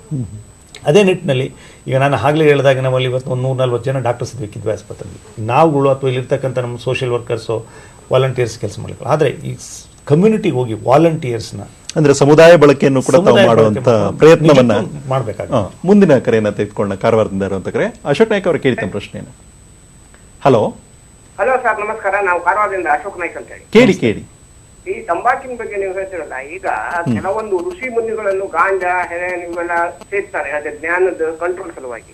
ಅದರಂತೆ ಈ ಆನೆಗೂ ಇದ್ರ ಸಲುವಾಗಿ ಮದ ಬಂದ ಆನೆಗೆ ಇದು ಕೊಡ್ತಾರೆ, ಗಾಂಜಾ ಗಿಂಜಾ ಸೀಡ್ ಎಲ್ಲ ಕೊಡ್ತಾರೆ. ಅದರಂತೆ ಕೆಲವೊಂದು ಜನ ಸಂಡಾಸಿ ಹೋಗುವಾಗ, ಈ ಸಂಡಾಸಿ ಹೊರಗಡೆ ಬಿರುಗಡೆ ಹೋಗುವಾಗ ಸಿಗರೆಟ್ ತಕೊಂಡು ಹೋಗ್ತಾರೆ ಸೇರ್ಲಿಕ್ಕೆ. ಆ ಸಂಡಾಸ ಸಾಪಾಗುತ್ತದೆ. ಇದ್ರ ಬಗ್ಗೆ ತಾವೇನಂತೀವಿ? ಈಗ ಅದು ನೀವು ದಕ್ಷಿಣ ಕನ್ನಡ ಮತ್ತು ಕಾರವಾರದ ಕಡೆ ಬರೋರಿಗೆ ನಿಮಗೆಲ್ಲ ಡ್ರಗ್ಸ್ ಬಹಳ ಸುಲಭವಾಗಿ ಸಿಗ್ತದೆ ಆ ಕಡೆಯಿಂದ. ಅದಕ್ಕೆ ಒಮ್ಮೆ ದಾಸೇನರಾದ್ರೆ ಬರಲಿಕ್ಕೆ ಬಹಳ ಕಷ್ಟ. ತಾವು ಮಾಡಬೇಕಾಗಿರೋದ್ರಿಂದ ಆ ಥರ ಏನಾದರೂ ಡ್ರಗ್ಗಿಗೆ ಅಡಿಕ್ಟ್ ಆಗಿದ್ದರೆ ನೀವು ಡಿ ಅಡಿಕ್ಷನ್ ಸೆಂಟರ್ ಹತ್ರ ಅಥವಾ ಸೈಕಾಟ್ರಿಸ್ಟ್ ಹತ್ರ ತಗೊಂಡು ಹೋಗಿ ಬಿಡಿಸ್ಬೇಕು. ಇಲ್ಲಾಂದರೆ ಯಾಕೆಂದರೆ ಅದರಲ್ಲಿ ಸಿಗ್ತಕ್ಕಂಥ ಖುಷಿ ಒಮ್ಮೆ ನೋಡಿದ ನಂತರ ಅವ್ರು ಬರಲಿಕ್ಕೆ ಬಹಳ ಕಷ್ಟ ಆಗ್ತದೆ. ತಾವು ಮಾಡಬೇಕಾಗಿರೋದು ಆದಷ್ಟು ಬೇಗ ಸೈಕಾಟ್ರಿಸ್ಟ್ ಕರ್ಕೊಂಡು ಹೋಗಿ ಅವರಿಗೆ ಡಿ ಅಡಿಕ್ಷನ್ ಸೆಂಟರ್ ಹತ್ರ ಕರ್ಕೊಂಡು ಹೋಗಿ ಬಿಡಿಸಬೇಕು. ಇಲ್ಲಾಂದ್ರೆ ಏನಾಗ್ತದೆ, ಅವರಿಗೆ ಒಂದು ಚಿಕ್ಕ ಕಡಿಮೆ ಹಣದಲ್ಲಿ ಸಿಗ್ತಕ್ಕಂಥ ಹಣಕ್ಕೆ ಜೊತೆಗೆ ಅವರು ಅದರಲ್ಲಿ ದಾಸೇನರಾಗಿ ಮತ್ತೆ ಇನ್ನು ಬೇರೆ ಕೃತ್ಯಗಳಿಗೆಲ್ಲ ಸಹಿತ ಹೇಳ್ಕೊಳ್ಳೋದು, ಮತ್ತು ಬೇರೆಯವರ ಸ್ನೇಹಿತರನ್ನ ಹೇಳ್ಕೊಳ್ಳೋದು, ಸಮಾಜ ಘಾತಕ ಕೆಲಸಗಳನ್ನ ಮಾಡಲಿಕ್ಕೆ ಸಹಿತ ಚಾನ್ಸಸ್ ಇರ್ತದೆ. ದಯಮಾಡಿ ಅವರನ್ನು ಆದಷ್ಟು ಬೇಗ ಡಿ ಅಡಿಕ್ಷನ್ ಸೆಂಟರ್ಗೆ ಕರ್ಕೊಂಡು ಹೋಗಿ ಮಾಡಬೇಕು. ನಂತರ ಈಗ ನೀವು ಇದು ಕಕಾಸ್ ಹೋಗ್ಲಿಕ್ಕೆ ಆರಾಮಾಗ್ತದೆ ಅವರು ಇದು ಅಂತ ಹೇಳಿದಲ್ಲ, ಅದನ್ನೆಲ್ಲ ಅವ್ರ ಮೂಢನಂಬಿಕೆಗಳು ಅಷ್ಟೇ ಕೆಲವಷ್ಟು ಅದನ್ನು ಆದಷ್ಟು ಬೇಗ ಅವ್ರನ್ನ ಕರ್ಕೊಂಡು ಹೋಗಿ ಪರಿವರ್ತನೆ ಮಾಡಿದ್ರೆ ಅವರು ಬದಲಾವಣೆ ಆಗಲಿಕ್ಕೆ ಚಾನ್ಸಸ್ ಇರ್ತದೆ. ಮತ್ತೆ ಈಗ ತಂಬಾಕು ಬೆಳೆಯನ್ನು ಬೆಳೀತಾ ಇರುವಂಥದ್ದು ನಾವು ನೋಡ್ತಾ ಇದ್ದೇವೆ. ಈಶ್ವರ್ ಪ್ರಸಾದ್ ಅವರೇ, ತಾವು ಹೇಳುವಂಥದ್ದು ಪರ್ಯಾಯವಾಗಿ ಈಗ ನೀವು ಹೇಳ್ತಾ ಇದ್ದೀರಾ ಬೆಳೀರಿ ಅಂತ ತಾವು ಹೇಳ್ತಾ ಇದ್ದೀರಾ. ಈ ನಿಟ್ಟಿನಲ್ಲಿ ಎಲ್ಲೋ ಒಂದು ಕಡೆ ನಾವು ಸೋತಿದ್ದೀವೇನೋ ಅನ್ನೋ ಅವ್ರ ಮನವರಿಕೆ ಮಾಡುವಂಥ ವಿಷಯದಲ್ಲಿರಬಹುದು, ಏನು ಹೇಳ್ತೀರಾ?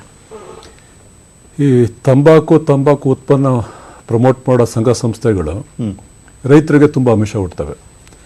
ನೋಡಿ, ಇದು ಗ್ಯಾರಂಟಿ ಮಾರ್ಕೆಟು, ಒಳ್ಳೆ ಬೆಲೆ ಕೊಡ್ತೀವಿ, ಬೆಂಬಲ ಬೆಲೆ ಸಿಗುತ್ತೆ ಅಂದ್ಬಿಟ್ಟು ಈ ಸಮಾಜದಲ್ಲಿ ರೈತರ ಕೆಲಸ ಮಾಡ್ಕೊಂಡು ಬಂದು ಸುಣ್ಣಾಗಿರೋ ರೈತನಿಗೆ ತುಂಬ ಸುಲಭ ಒಂಥರ ಖುಷಿ ಆಗುತ್ತೆ. ಬಿಡಪ್ಪ, ನನಗೊಂದು ಬೆಂಬಲ ಬೆಲೆ ಸಿಗುತ್ತೆ, ಅಟ್ಲೀಸ್ಟ್ ನಮ್ಮಲ್ಲಿ ಯಾರೋ ಆತ್ಮಹತ್ಯೆ ಮಾಡ್ಕೊಳ್ಳೋದು ತಪ್ಪೋಗುತ್ತೆ ಅನ್ನೋ ಒಂದು ನಂಬಿಕೆಯಿಂದಾಗಿ ತಂಬಾಕು ಬೆಳೆಗೆ ಬಂದು ಸೇರ್ಕೊಳ್ತಾರೆ.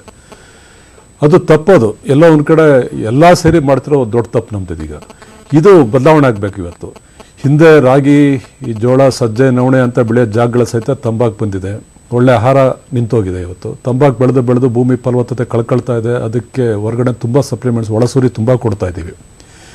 ಇದ್ರ ಬಗ್ಗೆ ಹೇಳಬೇಕಾಗತ್ತೆ. ಇದು ಈಗ ನಮಗೆ ಹಣ ಬರುತ್ತೆ ಅನ್ನೋದಾದ್ರೆ ಎಲ್ಲನೂ ತಪ್ಪು ಕೆಲಸ ನಾವು ಮಾಡೋಕ್ಕಾಗಲ್ಲ ಇವತ್ತು ನಾವಲ್ಲಿ. ಹಾಗಾಗಿ ಇದನ್ನು ತಪ್ಪು ಅಂತ ಹೇಳಬೇಕಾದ್ದು ನಮ್ಮ ಶಿಕ್ಷಣ ವ್ಯವಸ್ಥೆ ನಮ್ಮ ಸಾಕಷ್ಟು ಇನ್ಪುಟ್ ನಮಗೆ ಬಂದಿದೆ. ಇವತ್ತು ನಮಗೆ ನಾವೆಲ್ಲ ವಿದ್ಯಾವಂತರಾಗಿದ್ದೀವಿ. ತಪ್ಪನ್ನ ನೇರವಾಗಿ ತಪ್ಪು ಅಂತ ಹೇಳಬೇಕಾಗತ್ತೆ. ನಾವು ಎಲ್ಲ ಹೇಳೋದ್ನಲ್ಲ, ನಮಗೆ ಪರ್ಯಾಯ ಮಾರ್ಗ ತುಂಬ ಇದೆ. ಅದನ್ನು ಅಕ್ಸೆಪ್ಟ್ ಮಾಡ್ಕೊಳ್ಳೋಕ್ಕೆ ಒಂದು ಮನಸ್ಥಿತಿ ನಾವೆಲ್ಲ ಬರಬೇಕಾಗತ್ತೆ. ನಾವು ಅದಕ್ಕೆ ನಾವು ಪ್ರಯತ್ನ ಪಡಬೇಕಾಗತ್ತೆ. ಹಾಗಾಗಿ ತಂಬಾಕು ಆಗ್ಬೋದು, ಪರಿಸರ ನಾಶ ಆಗ್ಬೋದು, ನಮ್ಗೆ ಬರೋ ಕಾಯಿಲೆಗಳಾಗ್ಬೋದು, ಇವೆಲ್ಲ ಒಂದಕ್ಕೊಂದು ಲಿಂಕ್ ಇರೋ ಕಾಯಿಲೆಗಳು ಮತ್ತು ದಂಧೆಗಳು ಪೂರ್ತಿವು.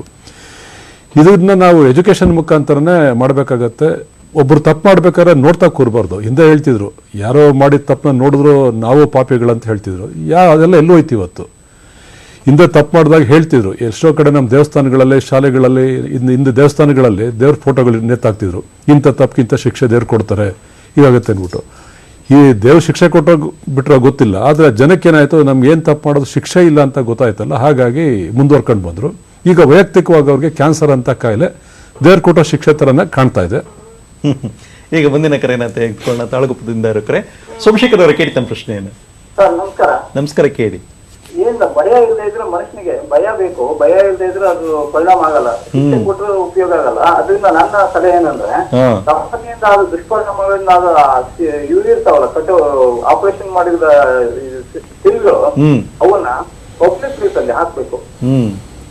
ಬಗ್ಗೆ ಹೇಳಿದ್ರು ಕಂಪಲ್ಸರಿ ಆಗಿ ಟಿವಿಲಿ ಇದು ಬರ್ತಲ್ಲ ಸರ್, ಬ್ರೇಕ್ ಬರುತ್ತಲ್ಲ, ಕಮರ್ಷಿಯಲ್ ಬ್ರೇಕ್ ತಗೋತಲ್ಲ, ಅವಾಗ ಅಟ್ಲೀಸ್ಟ್ 1 ಸೆಕೆಂಡ್ ಆದ್ರೂ ಅದನ್ನ ಡಿಸ್ಪ್ಲೇ ಮಾಡಿದ್ರೆ ಎಲ್ಲಾ ಚಾನಲ್ಗಳು ಕಂಪಲ್ಸರಿ ಆಗಿ ಡಿಸ್ಪ್ಲೇ ಮಾಡಂಗೆ ಸರ್ಕಾರ ಅದಕ್ಕೆ ಆದೇಶ ಹೊರಡಿಸಬೇಕು.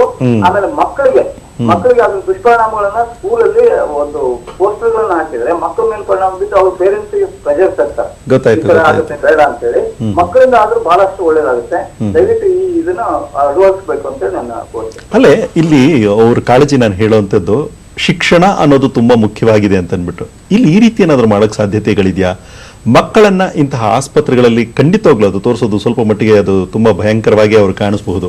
ಆದ್ರೆ ಈ ರೀತಿಯಲ್ಲಿ ಅವ್ರಿಗೆ ಆಗತ್ತೆ ಅನ್ನುವಂಥ ಸೂಕ್ಷ್ಮ ಒಂದು ಭಾವಚಿತ್ರವನ್ನ ತೋರಿಸೋದ್ರ ಮೂಲಕ ಅವ್ರಿಗೆ ಅರಿವನ್ನ ಒಂದು ರೀತಿಯಲ್ಲಿ ಭಯ ಅನ್ನುವಂಥದ್ದು ಹುಟ್ಟಿಸ್ಬೇಕಾಗತ್ತೆ ಅನ್ನೋ ಒಂದು ರೀತಿಯಲ್ಲಿ ತಾತ್ಕಾಲಿಕವಾಗಿ ಅಂತ ನನ್ಗನ್ಸುತ್ತೆ. ಅದಕ್ಕೆ ನೀವಿಬ್ರು ಏನು ಹೇಳ್ತೀರಾ ಅಂತ. ಈಗ ನಮ್ಮ ವಿಶ್ವಪ್ರಸಾದ್ ಅವ್ರು ಹೇಳ್ತಾ ಇದ್ರು, ರೈತರುಗಳು ಯಾತಕ್ಕೆ ಈ ತಂಬಾಕು ಉತ್ಪನ್ನಗಳನ್ನು ಬೆಳೆಯೋದಕ್ಕೋಸ್ಕರ ಹೋಗ್ತಾರೆ, ಎಷ್ಟು ಹಣ ಸಿಗ್ತದೆ ಅಂತ ಹೇಳಿ.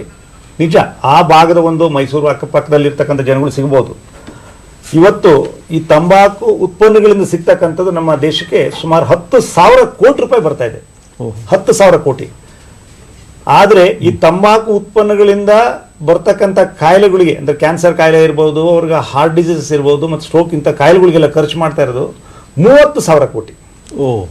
10,000 ಕೋಟಿಯಲ್ಲಿ 8,000 ಕೋಟಿಯಲ್ಲಿ 30,000 ಕೋಟಿ, ಸುಮಾರು 4% ಜಾಸ್ತಿ. ಆದ್ರೆ ಜನಗಳಿಗೆ ಅರ್ಥ ಮಾಡ್ಕೊಂತ ಇಲ್ಲ ಇದರಿಂದ ಆಗ್ತಕ್ಕಂಥ ತೊಂದರೆಗಳಿಂದ. ಯಾವುದೋ ಒಂದು ಭಾಗದಲ್ಲಿ ಜನಗಳಿಗೆ ಅಂದ್ರೆ ಅವ್ರಿಗೆ ಪರ್ಯಾಯ ಬೆಳೆಗಳನ್ನು ಬೆಳಿಲಿಕ್ಕೆ ಖಂಡಿತ ಅವ್ರಿಗೆ ಪರಿಸರವಾದಿಗಳಿಗೆ ಬಹಳ ಕಾಳಜಿ ಇದೆ. ನಾನು ಅದಕ್ಕೆ ಅಪ್ರಿಷಿಯೇಟ್ ಮಾಡಬೇಕು.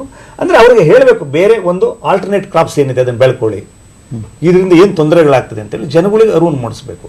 ನಂತರ ಇನ್ನೇ ತಾವು ಸ್ಟೂಡೆಂಟ್ಸ್ಗಳನ್ನ ಕಾನ್ಸಂಟ್ರೇಟ್ ಮಾಡಿ ಹೇಗೆ ಅರಿವು ಮೂಡಿಸ್ಬೇಕು ಅಂತ ಹೇಳ್ತೀರಾ. ನಾವು ಲಾಸ್ಟ್ ಟೈಮ್ ಇನ್ಫ್ಯಾಕ್ಟ್ ಕ್ಯಾಂಪ್ ಮಾಡಿದಾಗ ಅಂದರೆ ವ್ಯವಸ್ಥಿತವಾಗಿ ಮಾಡ್ತಾ ಇಲ್ಲ, ನಿಜಕ್ಕೂ ನಾನು ಒಪ್ಕೊತೀನಿ. ಯಾಕೆಂದರೆ ನಾವು ಕಿದ್ವಾಯಿ ಆಸ್ಪತ್ರೆಯಲ್ಲಿ in fact we are catering to the around 18,000 new patients. ಇದರೊಳಗಡೆ ನಾವು ಕ್ಯಾನ್ಸರ್ ಡಿಟೆಕ್ಷನ್ ವಿಂಗ್ ಸಹಿತ ಒಂದು it's a part of our program. ಅದನ್ನು ಸ್ಟ್ರೆಂಥನ್ ಮಾಡಿ ಎಲ್ಲ ಶಾಲಾ ಕಾಲೇಜುಗಳಿಗೂ ಸಹಿತ ಅಟ್ಲೀಸ್ಟ್ ಪೋಸ್ಟರ್ಗಳನ್ನ ಹಾಕಿದ್ರೆ ಇವತ್ತು ಏನಿದೆ ಕ್ಯಾನ್ಸರ್ ತಂಬಾಕಿನಿಂದ, ಬೀಡಿ ಸಿಗರೇಟಿಂದ ಯಾವ್ಯಾವ ಥರ ಗಡ್ಡೆಗಳು ಬರ್ತವೆ ಅಂತ ಮಕ್ಕಳುಗಳಿಗೆ ತಾವು ಹೇಳಿದ್ರೆ ಅದೇನು ಭಯ ಆಗ್ತದೆ ಅಂದ್ಕೊಂಡೇನಿಲ್ಲ. ಈ ಹುಟ್ಟದ ಮಗುವಿಂದ ಇಟ್ಕೊಂಡು ಅವರೆಲ್ಲ ಒಂದು ಲ್ಯಾಪ್ಟಾಪ್ ಇಟ್ಕೊಂಡು ಕುಂತಿರ್ತಾರೆ, ಅವರಾಗಿ ಟ್ಯಾಬ್ ಇಟ್ಕೊಂಡು ಕುಂತಿರ್ತಾರೆ, ಅದನ್ನೆಲ್ಲ ನೋಡಿರ್ತಾರೆ. ನಾವೇನು ಅದರಿಂದ ಭಯ ಏನು ಪಡೋದೇನಿಲ್ಲ. ಬಟ್ ಆದ್ರೂ definitely it makes lot of difference. ಏನು ನಾವು ಆ ಮಕ್ಕಳುಗಳಿಗೊಂದು ತೋರಿಸಿದಾಗ ಖಂಡಿತವಾಗಲೂ ಒಂದು ಡಿಫ್ರೆನ್ಸ್ ಬರ್ತದೆ. ಅವ್ರಿಗೂ ಅಟ್ಲೀಸ್ಟ್ ಹಳ್ಳಿನಲ್ಲಿರೋ ಮಗು ಹೋಗಿ ಅಪ್ಪ ನನ್ನ ಮುಂದೆ ಬೀಡಿ ಸೇದ್ಬೇಡಪ್ಪ, ಅವ್ರ ತಾಯಿಗಳು ಬಿಟ್ಟು ಅಮ್ಮ ನೀನು ಎಲ್ಲಡಿಗೆ ಹಾಕ್ಬೇಡ, ಕ್ಯಾನ್ಸರ್ ಬರ್ಬೋದು, ಇವತ್ತು ಟಿವಿನಲ್ಲಿ ನೋಡಿದೆ ಅಂತ ಹೇಳ್ಬೋದು. ಅಟ್ಲೀಸ್ಟ್ ಆ ಹೇಳೋದೊಂದು ಚೂರು. ಈಗ ನಾನೊಬ್ಬ ಡಾಕ್ಟರ್ ಆಗಿ ಅಥವಾ ನರ್ಸ್ಗಳು ಅವ್ರ ಮನೆ ಹೋಗಿ ಹೇಳಿಕ್ಕಾಗೋದಿಲ್ಲ. ಆದರೆ ಸ್ವಂತ ಮಗನೋ ಮಗಳನ್ನು ಹೋಗಿ ಹೇಳಿದಾಗ ಅಯ್ಯೋ ನನ್ನ ಮಗಳು ಹೇಳ್ತಾ ಇರ್ತಾರೆ ಇವತ್ತು ಬಿಡೋಣ, ಇವತ್ತು ಒಂದು ಕಡಿಮೆ ಮಾಡ್ಕೊಳ್ಳೋಣ, ತಕ್ಷಣಕ್ಕೆ ಬಿಡ್ಲಿಕ್ಕೆ ಆಗದೇ ಇರ್ಬೋದು. ಒಂದೊಂದು ಎಲ್ಲೋ ಒಂದು ಕಡೆ ಪರಿಣಾಮ ಬೀರುತ್ತೆ ಅನ್ನೋದನ್ನ ತಾವು ಹೇಳ್ತಾ ಇದ್ದೀರಾ. ಈಗ ಮುಂದಿನ ಕರೆಯನ್ನ ತೆಗೆದುಕೊಳ್ಳೋಣ. ಕದಗಿಂತ ಇರುವಂತ ಕರೆ. ಪ್ರಕಾಶ್ ಅವರು ಕೇಳಿ ತಮ್ಮ ಪ್ರಶ್ನೆಯನ್ನ. ಹಲೋ, ಕೇಳಿ ಡಾಕ್ಟರ್ ಕೇಳಿ. ಈಗ ನೀವು ಹೇಳ್ತಾ ಇದ್ದೀರಿ ತಂಬಾಕು ಬಿಡುದು ಕಷ್ಟ ಅಂತಂದು, ಎಡಿಟ್ ಆದ್ಮೇಲೆ ಬಿಡುದು ಕಷ್ಟ ಒಪ್ಕೊಂತೀನಿ. ಬಟ್ ಏನಾಗ್ತಾ ಇದೆ ಅಂತ ಕೆಲವು ಮಂದಿ ಬಿಡ್ಬೇಕನ್ನೋ ವಿಚಾರಿದ್ದವರು ನಮ್ಗೆ ಈ ರೀತಿ ಆತಂದು ನಮ್ಗೆ ಬಿಡುದಾಗಿಲ್ಲ, ಮತ್ತೊಂದು ಮನೆ ಖರ್ಚು ಆಗುತ್ತೆ ಅವ್ರಿಗೆ. ಪ್ರಕಾಶ್ ಅವರೇ, ಮನಸ್ಸಿಗಿನ್ನ ದೊಡ್ಡದು ಯಾವುದೂ ಇಲ್ಲ. ನಾನು ಹೇಳ್ತೀನಿ, ಯಾವುದೇ ವ್ಯಕ್ತಿ ಬಿಡಬೇಕು ಅಂದ್ರೆ ಅವತ್ತು ಒಂದು ದಿವಸನ ಬಿಡ್ಲಿಕ್ಕೆ ಸಾಧ್ಯ ಇರ್ತದೆ. ಅವ್ರ ಮನಸ್ಸಿಗೆ ಏನಾಗುತ್ತೆ, ನಾನು ಅಡಿಕ್ಟ್ ಆಗ್ಬಿಟ್ಟಿದ್ದೆ, ಅಯ್ಯೋ ನಾನು ಬಿಟ್ಬಿಟ್ರೆ ನನಗೆ ನಿದ್ದೆ ಬರೋದಿಲ್ಲ, ನನಗೆ ಬೆಳಗ್ಗೆ ಸಿಗರೇಟ್ ಸೇದಿದ್ರೆ ನನಗೆ ಟಾಯ್ಲೆಟ್ಗೆ ಹೋಗೋಕ್ಕಾಗೋದಿಲ್ಲ, ಕಕ್ಕಸ್ ಬರೋದಿಲ್ಲ ಅಂತ ಹೇಳ್ತಾರೆ ಕೆಲವರು. ಖಂಡಿತ ಈಗ ಸುಮಾರು ಜನ ಇದ್ದೀರೋ, ಅಯ್ಯೋ ನನಗೆ ಬೆಳಗ್ಗೆ ಇಲ್ಲೇ ನಾನು ಪೇಪರ್ ಓದಬೇಕು, ನನಗೆ 2 ಸಿಗರೇಟ್ ನನ್ನ ಜೊತೆಲಿ ಬೇಕೇ ಬೇಕು ಅಂದ್ಕೊಂಡು ಹೇಳಿ. ಮನೆಯಲ್ಲಿ ಯಾರೋ ಬೈತಾರೆ ಅಂದ್ಕೊಂಡು ಟಾಯ್ಲೆಟ್ ಒಳಗಡೆ ಹಾಕ್ಬಿಟ್ಟು ಲಾಕ್ ಮಾಡಿ ಒಂದು ಎಕ್ಸಾಸ್ಟ್ ಫ್ಯಾನ್ ಹಾಕೊಂಡು 2 ಸಿಗರೇಟ್ ಅಲ್ಲಿ ಊದಿ ಸೇದ್ಬಿಟ್ಟು ಬರೋದಂತ ಅಷ್ಟೇ. ಅದೆಲ್ಲ ಅವ್ರಿಗೆ ಮನಸ್ಸಿನಲ್ಲಿ ಆಗಿರ್ತಕ್ಕಂಥ ಪರಿಣಾಮಗಳಷ್ಟೇ. ಯಾಕೆಂದರೆ ಸುಮಾರು 10 ವರ್ಷ 20 ವರ್ಷ ನಾನು ಹೇಳಿದ್ನಲ್ಲ, ಅದರಲ್ಲೂ ಸಹಿತ ಗ್ರಾಮೀಣ ಪ್ರದೇಶ ಇರ್ತಕ್ಕಂಥವ್ರು ಬೆಳಿಗ್ಗೆ ಎದ್ದು ಹೋಗಿ ಫಸ್ಟ್ ಮಾಡೋದೇನೆ ಹೋಗಿ ಅಂಗಡಿ ಬಾಗಿಲು ಹಾಕಿದ್ರು ಸಹಿತ ತೆಗೆದು ಅವ್ನಿಗೆ ಇವತ್ತು ಎಷ್ಟು ಒಂದು ಕಟ್ ಬೀಡಿ ಗೊತ್ತಿಲ್ಲ ನಮಗೆ, ಅವಾಗೆಲ್ಲ ₹1 ಸಿಗ್ತಾಯಿತ್ತು, 25 ಪೈಸೆ. ಇವಾಗ ಒಂದು ಕಟ್ ಬೀಡಿ ತಗೊಂಡು 4 ಸೇದಿದ್ರೇನೆ ಮಾತ್ರ ಅವನಿಗೆ ಒಂದು ಮನಸ್ಸು ತೃಪ್ತಿ. ಅದು ಅವ್ರು ಏನು ತಿಳ್ಕೊಂಡಿದ್ದಾರೆ ಅಂದರೆ, ಅದು ಸೇರ್ಲಿಲ್ಲ ಅಂತಂದ್ರೆ ನನ್ನ ಜೀವನ ದಿವಸದ ಆಕ್ಟಿವಿಟಿ ಸ್ಟಾರ್ಟ್ ಆಗೋದಿಲ್ಲ. ಆ ಮನಸ್ಸು ಬಂದಿದ್ದಾಗ ಕಷ್ಟ ಆಗ್ತದೆ. ಮನಸ್ಸು ಮಾಡಿದ್ರೆ ಒಂದು ದಿವಸ ಬಿಡಬೇಕು. ಇದಕ್ಕೆ ಪರ್ಯಾಯವಾಗಿ ನಾನು ಕೇಳುವಂಥದ್ದು, ಈಗ ಬೇರೆ ದೇಶಗಳಲ್ಲಿ ಈಶ್ವರ್ ಪ್ರಸಾದ್ ಅವರೇ, ಈ ಚಟಗಳನ್ನ ಬಿಡೋ ಉದ್ದೇಶಕ್ಕೋಸ್ಕರ ಬೇರೆ ಏನಾದರೂ ಪರ್ಯಾಯ ವ್ಯವಸ್ಥೆಗಳ ಬಗ್ಗೆ ಏನಾದರೂ ಚಿಂತನೆಗಳು ನಡೆದಿದೆಯಾ ಹೇಗೆ ಅಂತ? ಇದು ಟೊಬ್ಯಾಕೊ ಪ್ಯಾಚ್ಗಳು, ಈ ಎಲೆಕ್ಟ್ರಾನಿಕ್ ಸಿಗರೇಟ್ಗಳು ಅಲ್ಲೆಲ್ಲ ಬಿಟ್ಟಿದ್ದಾರೆ. ನಮ್ಮ ದೇಶಕ್ಕೆ ಇನ್ನೂ ಬಂದಿಲ್ಲ. ಯಾಕೆಂದರೆ ಇಲ್ಲಿನ ತಂಬಾಕು ಲಾಬಿ ಸಾಕಷ್ಟು ಸ್ಟ್ರಾಂಗ್ ಆಗಿದೆ. ಅದಕ್ಕೆ ಪೂರಕವಾಗಿ ಇನ್ನೊಂದು ಹೇಳ್ತೀನಿ ನಾನು, ಈ ದೇವಸ್ಥಾನಗಳಿಗೆ ನಾವು ಹೋಗ್ತಿರ್ತೀವಿ ಒಂದು ಸಂಕಲ್ಪ ಮಾಡ್ಕೊಂಡು, ಈ ಒಂದು ಒಳ್ಳೆ ಕೆಲಸ ಮಾಡೋದಕ್ಕೋ ಈ ಒಂದು ಕೆಟ್ಟ ಕೆಲಸ ಮಾಡೋದು ಬಿಡೋದಕ್ಕೋ ಅಂದ್ಬಿಟ್ಟು. ಯಾಕೆ ನಾವು ತಂಬಾಕನ್ನ ಅದ್ರ ಉತ್ಪಾದನೆನ ಸಿಗರೇಟ್ಸ್ ಅದನ್ನ ಬಿಡೋಕ್ಕೆ ದೇವಸ್ಥಾನಗಳಿಗೆ ಕರ್ಕೊಂಡು ಹೋಗುವಂಥ ಪ್ರಯತ್ನ ಮಾಡ್ಬೋದು. ತೀರ್ಥಯಾತ್ರೆ ಏನಕ್ಕೆ ಹೋಗ್ತೀವಿ ನಾವು? ತೀರ್ಥಯಾತ್ರೆ ಮೂಲ ಅರ್ಥ ಏನು ಇವತ್ತು ಅದನ್ನು ಅರ್ಥ ಮಾಡ್ಕೊಳ್ಳಿ. ಹಾಗಾಗಿ ಅದೇ ಥರ ದೇವಸ್ಥಾನಗಳು ಸಹಿತ ಸ್ವಲ್ಪ ಹೇಳಬೇಕಾಗತ್ತೆ. ಅಲ್ಲಿ ಪೂಜೆ ಮಾಡೋ ಪುರೋಹಿತ ಯಾವ ದುರಾಭ್ಯಾಸ ಇಟ್ಕೊಂಡಿದೆ ಬಿಟ್ಬಿಡಪ್ಪ ಒಳ್ಳೇದಾಗತ್ತೆ ಅಂತ ಹೇಳಕ್ಕೆ ಇದು ಪುರೋಹಿತರು ಸಹಿತ ಮಾಡ್ಬೋದಾದಂಥ ಒಂದು ಪ್ರಯತ್ನ ಶುರು ಮಾಡ್ಬೋದು. ಹಾಗಾಗಿ ಇದ್ರ ಜೊತೆಗೆ ನಮ್ಮಲ್ಲಿ ಈ ಟ್ರಾಫಿಕ್ ವಾರ್ಡನ್ಸ್ ಇದ್ದಾರೆ, ಟ್ರೀ ವಾರ್ಡನ್ಸ್ ಇದ್ದಾರೆ, ಈ ವೈಲ್ಡ್ ಲೈಫ್ ವಾರ್ಡನ್ಸ್ ಇದ್ದಾರೆ. ಹಾಗಾಗಿ ಆ್ಯಂಟಿ ಟೊಬಾಕೊ ವಾರ್ಡನ್ಸ್ಗಳು ನಮ್ಗೆ ಬೇಕಾಗ್ತದೆ. ಎಲ್ಲೆಲ್ಲಿ ಈ ಹಿಂದೆ ಹರಿಯೆಲ್ಲ ಪ್ರಶ್ನೆ ಕೇಳೋದ್ರಲ್ಲ, ಇಲ್ಲೆಲ್ಲ ಸಿಗರೇಟ್ ಮಾರಾಟ ಮಾಡೋದು ಸೇದಿದ್ದಾಗ ಅಟ್ಲೀಸ್ಟ್ ಈ ವಾರ್ಡನ್ಗಳು ಹೋಗಿ ನಿಂತು ಹೇಳಬೇಕಾಗತ್ತೆ. ಅಂದ್ರೆ ಕೆಲವು ಧೂಮಪಾನ ಕೇಂದ್ರಗಳು ಅಂತ ತಾವು ಹೇಳ್ತಿದ್ರಲ್ಲ, ಅಂತ ಕೇಂದ್ರಗಳನ್ನೇ ಗುರಿಯಾಗಿ ಸೆಂಟರ್ಗಳನ್ನೇ ಇವತ್ತು ದೊಡ್ಡ ದೊಡ್ಡ ಧೂಮಪಾನ ಕೇಂದ್ರಗಳಾಗಿರ್ಬೇಕು. ಅಲ್ಲಿ ಹೋಗೋಣ, ಹೇಳೋಣ. ಟೊಬಾಕೊ ವಾರ್ಡನ್ಗಳು ಆದರೆ ಅಟ್ಲೀಸ್ಟ್ ನಮ್ಮ ಕಿದ್ವಾಯ್ ಸಂಸ್ಥೆ ಬೇರೆ ಕಾಯಿಲೆಗೆ ಕೊಡೋ ಪ್ರಯತ್ನಗಳನ್ನ ಸಪೋರ್ಟ್ ಮಾಡಿ ಈ ತಂಬಾಕಿಂದ ಹೋಗೋ ಪೇಷಂಟ್ಸ್ ಆದಷ್ಟು ಕಡಿಮೆ ಮಾಡೋಕೆ ಪ್ರಯತ್ನ ಪಡೋಣ. ಯಾಕಂದ್ರೆ ಎಲ್ಲರಿಗೂ ಫೋಕಸ್ ಕಿದ್ವಾಯ್. ಈಗೇನಾಗಿದೆ, ಯಾವ ಮಟ್ಟಕ್ಕೆ ಕಿದ್ವಾಯ್ ಸಂಸ್ಥೆ ಬೆಳೆದಿದೆ ಅಂತಂದ್ರೆ ಅಕ್ಕಪಕ್ಕದ ರಾಜ್ಯದವರು ಈ ಕಡೆ ಭಾಗ ಶುರುವಾಗಿದ್ದಾರೆ. ನಾವು ಡಿಸೆಂಟ್ರಲೈಸ್ ಮಾಡೋಣ. ಇವತ್ತು ಪ್ರತಿ ಗ್ರಾಮ ಪಂಚಾಯತಿ ಆಗ್ಬೋದು, ಒಂದು ಎಲ್ಲೆಲ್ಲಿ ಮಾಡ್ತಾರೆ ಆ ಒಂದು ಎಜುಕೇಷನ್ನ ನಾವು ಟೀಚಿಂಗ್ ಫ್ಯಾಕಲ್ಟಿ, ಪೇರೆಂಟ್ಸು, ಮಕ್ಕಳು, ಇಲ್ಲೇನಾಗಿದೆ ನಾವು ಸಾಕಷ್ಟು ಬಾರಿ ಮಕ್ಳಿಗೆ ಅಡ್ರೆಸ್ ಮಾಡ್ತೀವಿ. ಮಕ್ಕಳಿಗೆ ಹೇಳೋಂಥ ನಾವು ನೈತಿಕತೆ ಉಳಿಸ್ಕೊಂಡಿದ್ದೀವಿ. ನಾವು ಇವತ್ತು ನಾವೆಷ್ಟು ಪ್ರಾಮಾಣಿಕರಾಗಿದ್ದೀವಿ, ನಮ್ಮ ನಡೆನುಡಿ ಪ್ರಾಮಾಣಿಕವಾಗಿದೆಯಾ?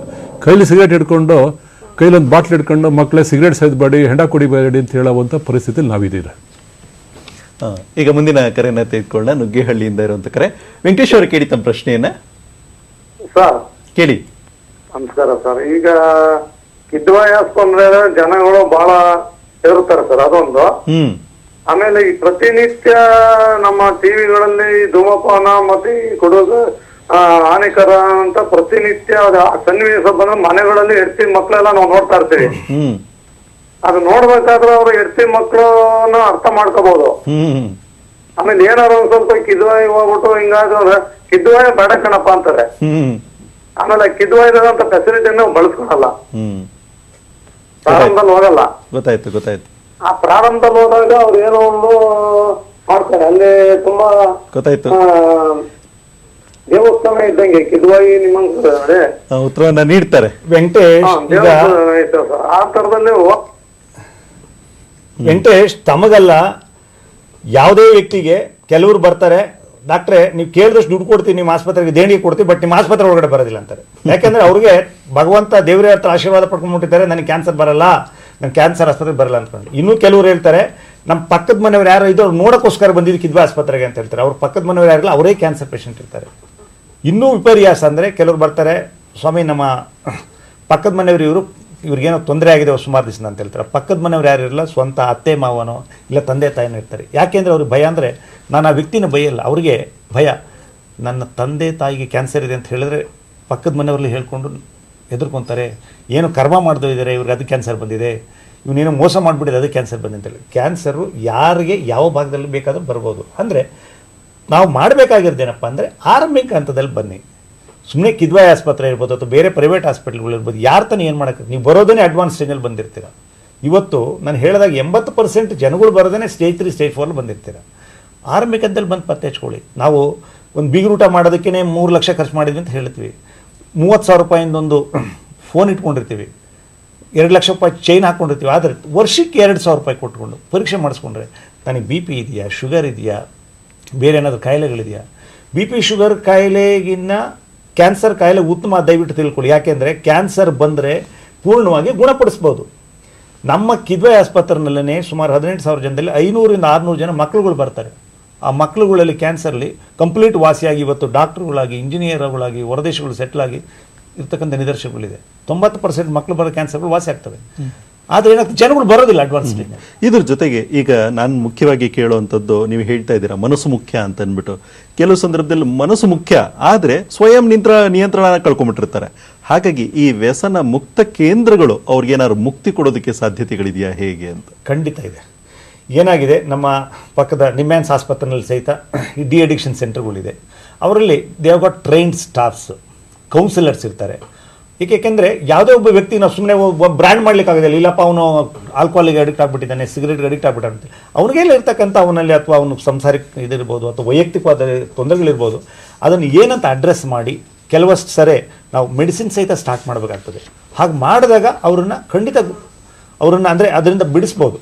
ಅದನ್ನು ಬಿಟ್ಬಿಟ್ಟು ಬಿಡಪ್ಪ ಇಟ್ಸ್ ಎ ಗಾನ್ ಕೇಸ್ ಅಂತ ಬಿಟ್ಟರೆ ಅವನು ಅದಕ್ಕಿನ್ನೂ ಹೆಚ್ಚಿನ ದಾಸಿನಾಗಿ ಮತ್ತು ಸಮಾಜಘಾತಕ ಶಕ್ತಿ ಮಾಡಿಕೊಂಡು ಸಮಾಜಕ್ಕೆ ಒಂದು ಹಾನಿ ಮಾಡಲಿಕ್ಕೆ ಪ್ರಾರಂಭ ಮಾಡ್ತಾರೆ. ಆದರೆ ನಮ್ಮ ಅವಶ್ಯಕತೆ ಖಂಡಿತ ಅದರಲ್ಲೂ ಸಹಿತ ನಿಮ್ಯಾನ್ಸ್ನಲ್ಲಿ ಸುಮಾರಷ್ಟು ಬೇರೆ ಪ್ರೈವೇಟ್ನಲ್ಲಿ ಸಹಿತ ಡಿ ಅಡಿಕ್ಷನ್ ಸೆಂಟರ್ಗಳು ಮಾಡಿಸ್ಕೊಂಡು ಆಲ್ಕೋಹಾಲ್ ಇರ್ಬೋದು, ತಂಬಾಕು ಇರ್ಬೋದು, ಬೇರೆ ಮುಂಚೆಯವ್ರು ಕಾರವಾರದಿಂದ ಕೇಳಿದ್ರೆ ಈ ಡ್ರಗ್ಸ್ಗಳನ್ನು ತಗೊಳ್ತಕ್ಕಂಥದ್ದು, ಅದನ್ನು ಬಿಡಿಸೋಕೆ ಅವಶ್ಯಕತೆ ಖಂಡಿತ ಬಹಳ ಇದೆ ನಮಗೆ. ಮತ್ತು ಈಗ ಈಶ್ವರ್ ಪ್ರಸಾದ್ ಅವರೇ, ತಾವು ಬಹುಮುಖ್ಯವಾಗಿ ತಾವು ಏನು ಹೇಳ್ತೀರಾ, ಸಮಾಜದಲ್ಲಿ ಪ್ರತಿಯೊಬ್ಬರ ಜವಾಬ್ದಾರಿ, ಅದರಲ್ಲೂ ವಿಶೇಷವಾಗಿ ಪರಿಸರವಾದಿಗಳಿರಬಹುದು ಅಥವಾ ಇನ್ನಿತರರಿರಬಹುದು, ಸರ್ಕಾರವನ್ನು ಅವರ ಗಮನಕ್ಕೆ ತರುವಂಥದ್ದು, ಜನಗಳ ಗಮನಕ್ಕೆ ತರುವಂಥದ್ದು. ಇನ್ಫ್ಯಾಕ್ಟ್ ಸರ್ಕಾರ ಈ ಎಲ್ಲ ಪ್ರಯತ್ನಗಳನ್ನು ಶುರು ಮಾಡಾಗಿದೆ, ಅದನ್ನು ಯಾರು ಪ್ರಾಪರಾಗಿ ಬಳಸ್ಕೊಳ್ತಿಲ್ಲ. ನಾನು ಮೇಲಿನ ಮೇಲೆ ಸತತವಾಗಿ ಹೇಳ್ತಾ ಬರ್ತಾ ಇದ್ದೀನಿ, 100 ರಿಂಗ್ ಮಾಡಿ ಏನಾಗ್ತದೆ ನೋಡೋಣ. ಇವತ್ತು ಕೆಲಸಗಳಾಗ್ತದೆ ಇವತ್ತು ನಮ್ಗೆ ಇವತ್ತು. ನೇರವಾಗಿ ಮತ್ತೆ ಇನ್ನು ನಿಮ್ಮನ್ನ ಪ್ರಶ್ನೆ ಕೇಳೋದಾದ್ರೆ ಲಿಂಗೇಗೌಡ್ರೆ, ಸ್ವಯಂ ಸೇವಾ ಸಂಸ್ಥೆಗಳು ಈ ನಿಟ್ಟಿನಲ್ಲಿ ಹೇಗೆ ಕೆಲಸವನ್ನ ನಿರ್ವಹಿಸ್ತಾ ಇದೆ ಅಂತ ತಾವು ಹೇಳ್ತೀರಾ? ಮತ್ತೆ ಕೊನೆಯದಾಗಿ ತಾವೇನು ಹೇಳೋದಕ್ಕೆ ಇಷ್ಟಪಡ್ತೀರಾ? ನಾನು ಈ ವಿಚಾರದ ಬಗ್ಗೆ ಸಂಘ ಸಂಸ್ಥೆಗಳು ಅಥವಾ ಸ್ವಯಂ ಸೇವಕ ಅಂದರೆ ವಾಲಂಟಿಯರ್ಸ್ ಅಂತ ಹೇಳ್ತೀವಲ್ಲ, ಅವರ ರೋಲ್ ಬಹಳ ಮುಖ್ಯವಾಗಿದೆ ಆ್ಯಕ್ಚುಲಿ. ಏಕೆಂದರೆ ನಾವು ಡಾಕ್ಟ್ರುಗಳಾಗಿ ಅಥವಾ ಕಿದ್ವಾಯಿ ಸಂಸ್ಥೆ ಅಥವಾ ಬೇರೆ ಆಸ್ಪತ್ರೆಗಳು ಇದೆಲ್ಲ ಕೆಲಸ ಮಾಡಲಿಕ್ಕೆ ಸಾಧ್ಯ ಆಗೋದಿಲ್ಲ.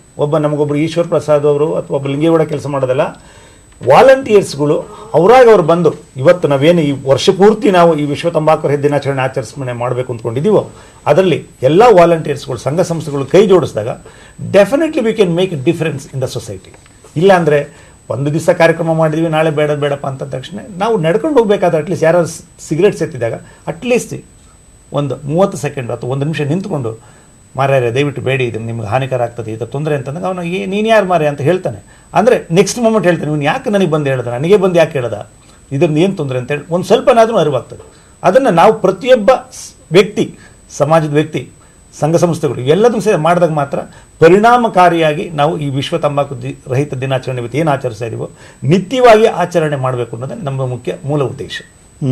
ಅಂದ್ರೆ ನೀವು ಹೇಳ್ತಿರುವಂಥದ್ದು ಯಾವುದೇ ಸಂದರ್ಭದಲ್ಲೂ ಕೂಡ ಏನಪ್ಪ ಇವರೇನೋ ಅನ್ಕೊಬಿಡ್ತಾರೆ, ಬೇಜಾರು ಮಾಡ್ಕೊಳ್ತಾರೆ ಅನ್ನೋ ಬದಲು ಒಬ್ಬ ವ್ಯಕ್ತಿ ಅಲ್ಲ, ಅದೇ ರೀತಿಯಲ್ಲಿ ಎಲ್ಲರೂ ಹೇಳ್ತಾ ಹೋಗ್ತಿದ್ರೆ ಅವ್ರಿಗೆ ಅದ್ರ ಬಗ್ಗೆ ಹೆಚ್ಚು ಗಮನ ಹರಿಸೋದಕ್ಕೆ ಸಾಧ್ಯತೆಗಳಿದೆ ಅಂತ ತಾವು ಹೇಳ್ತಾ ಇದ್ದೀರಾ.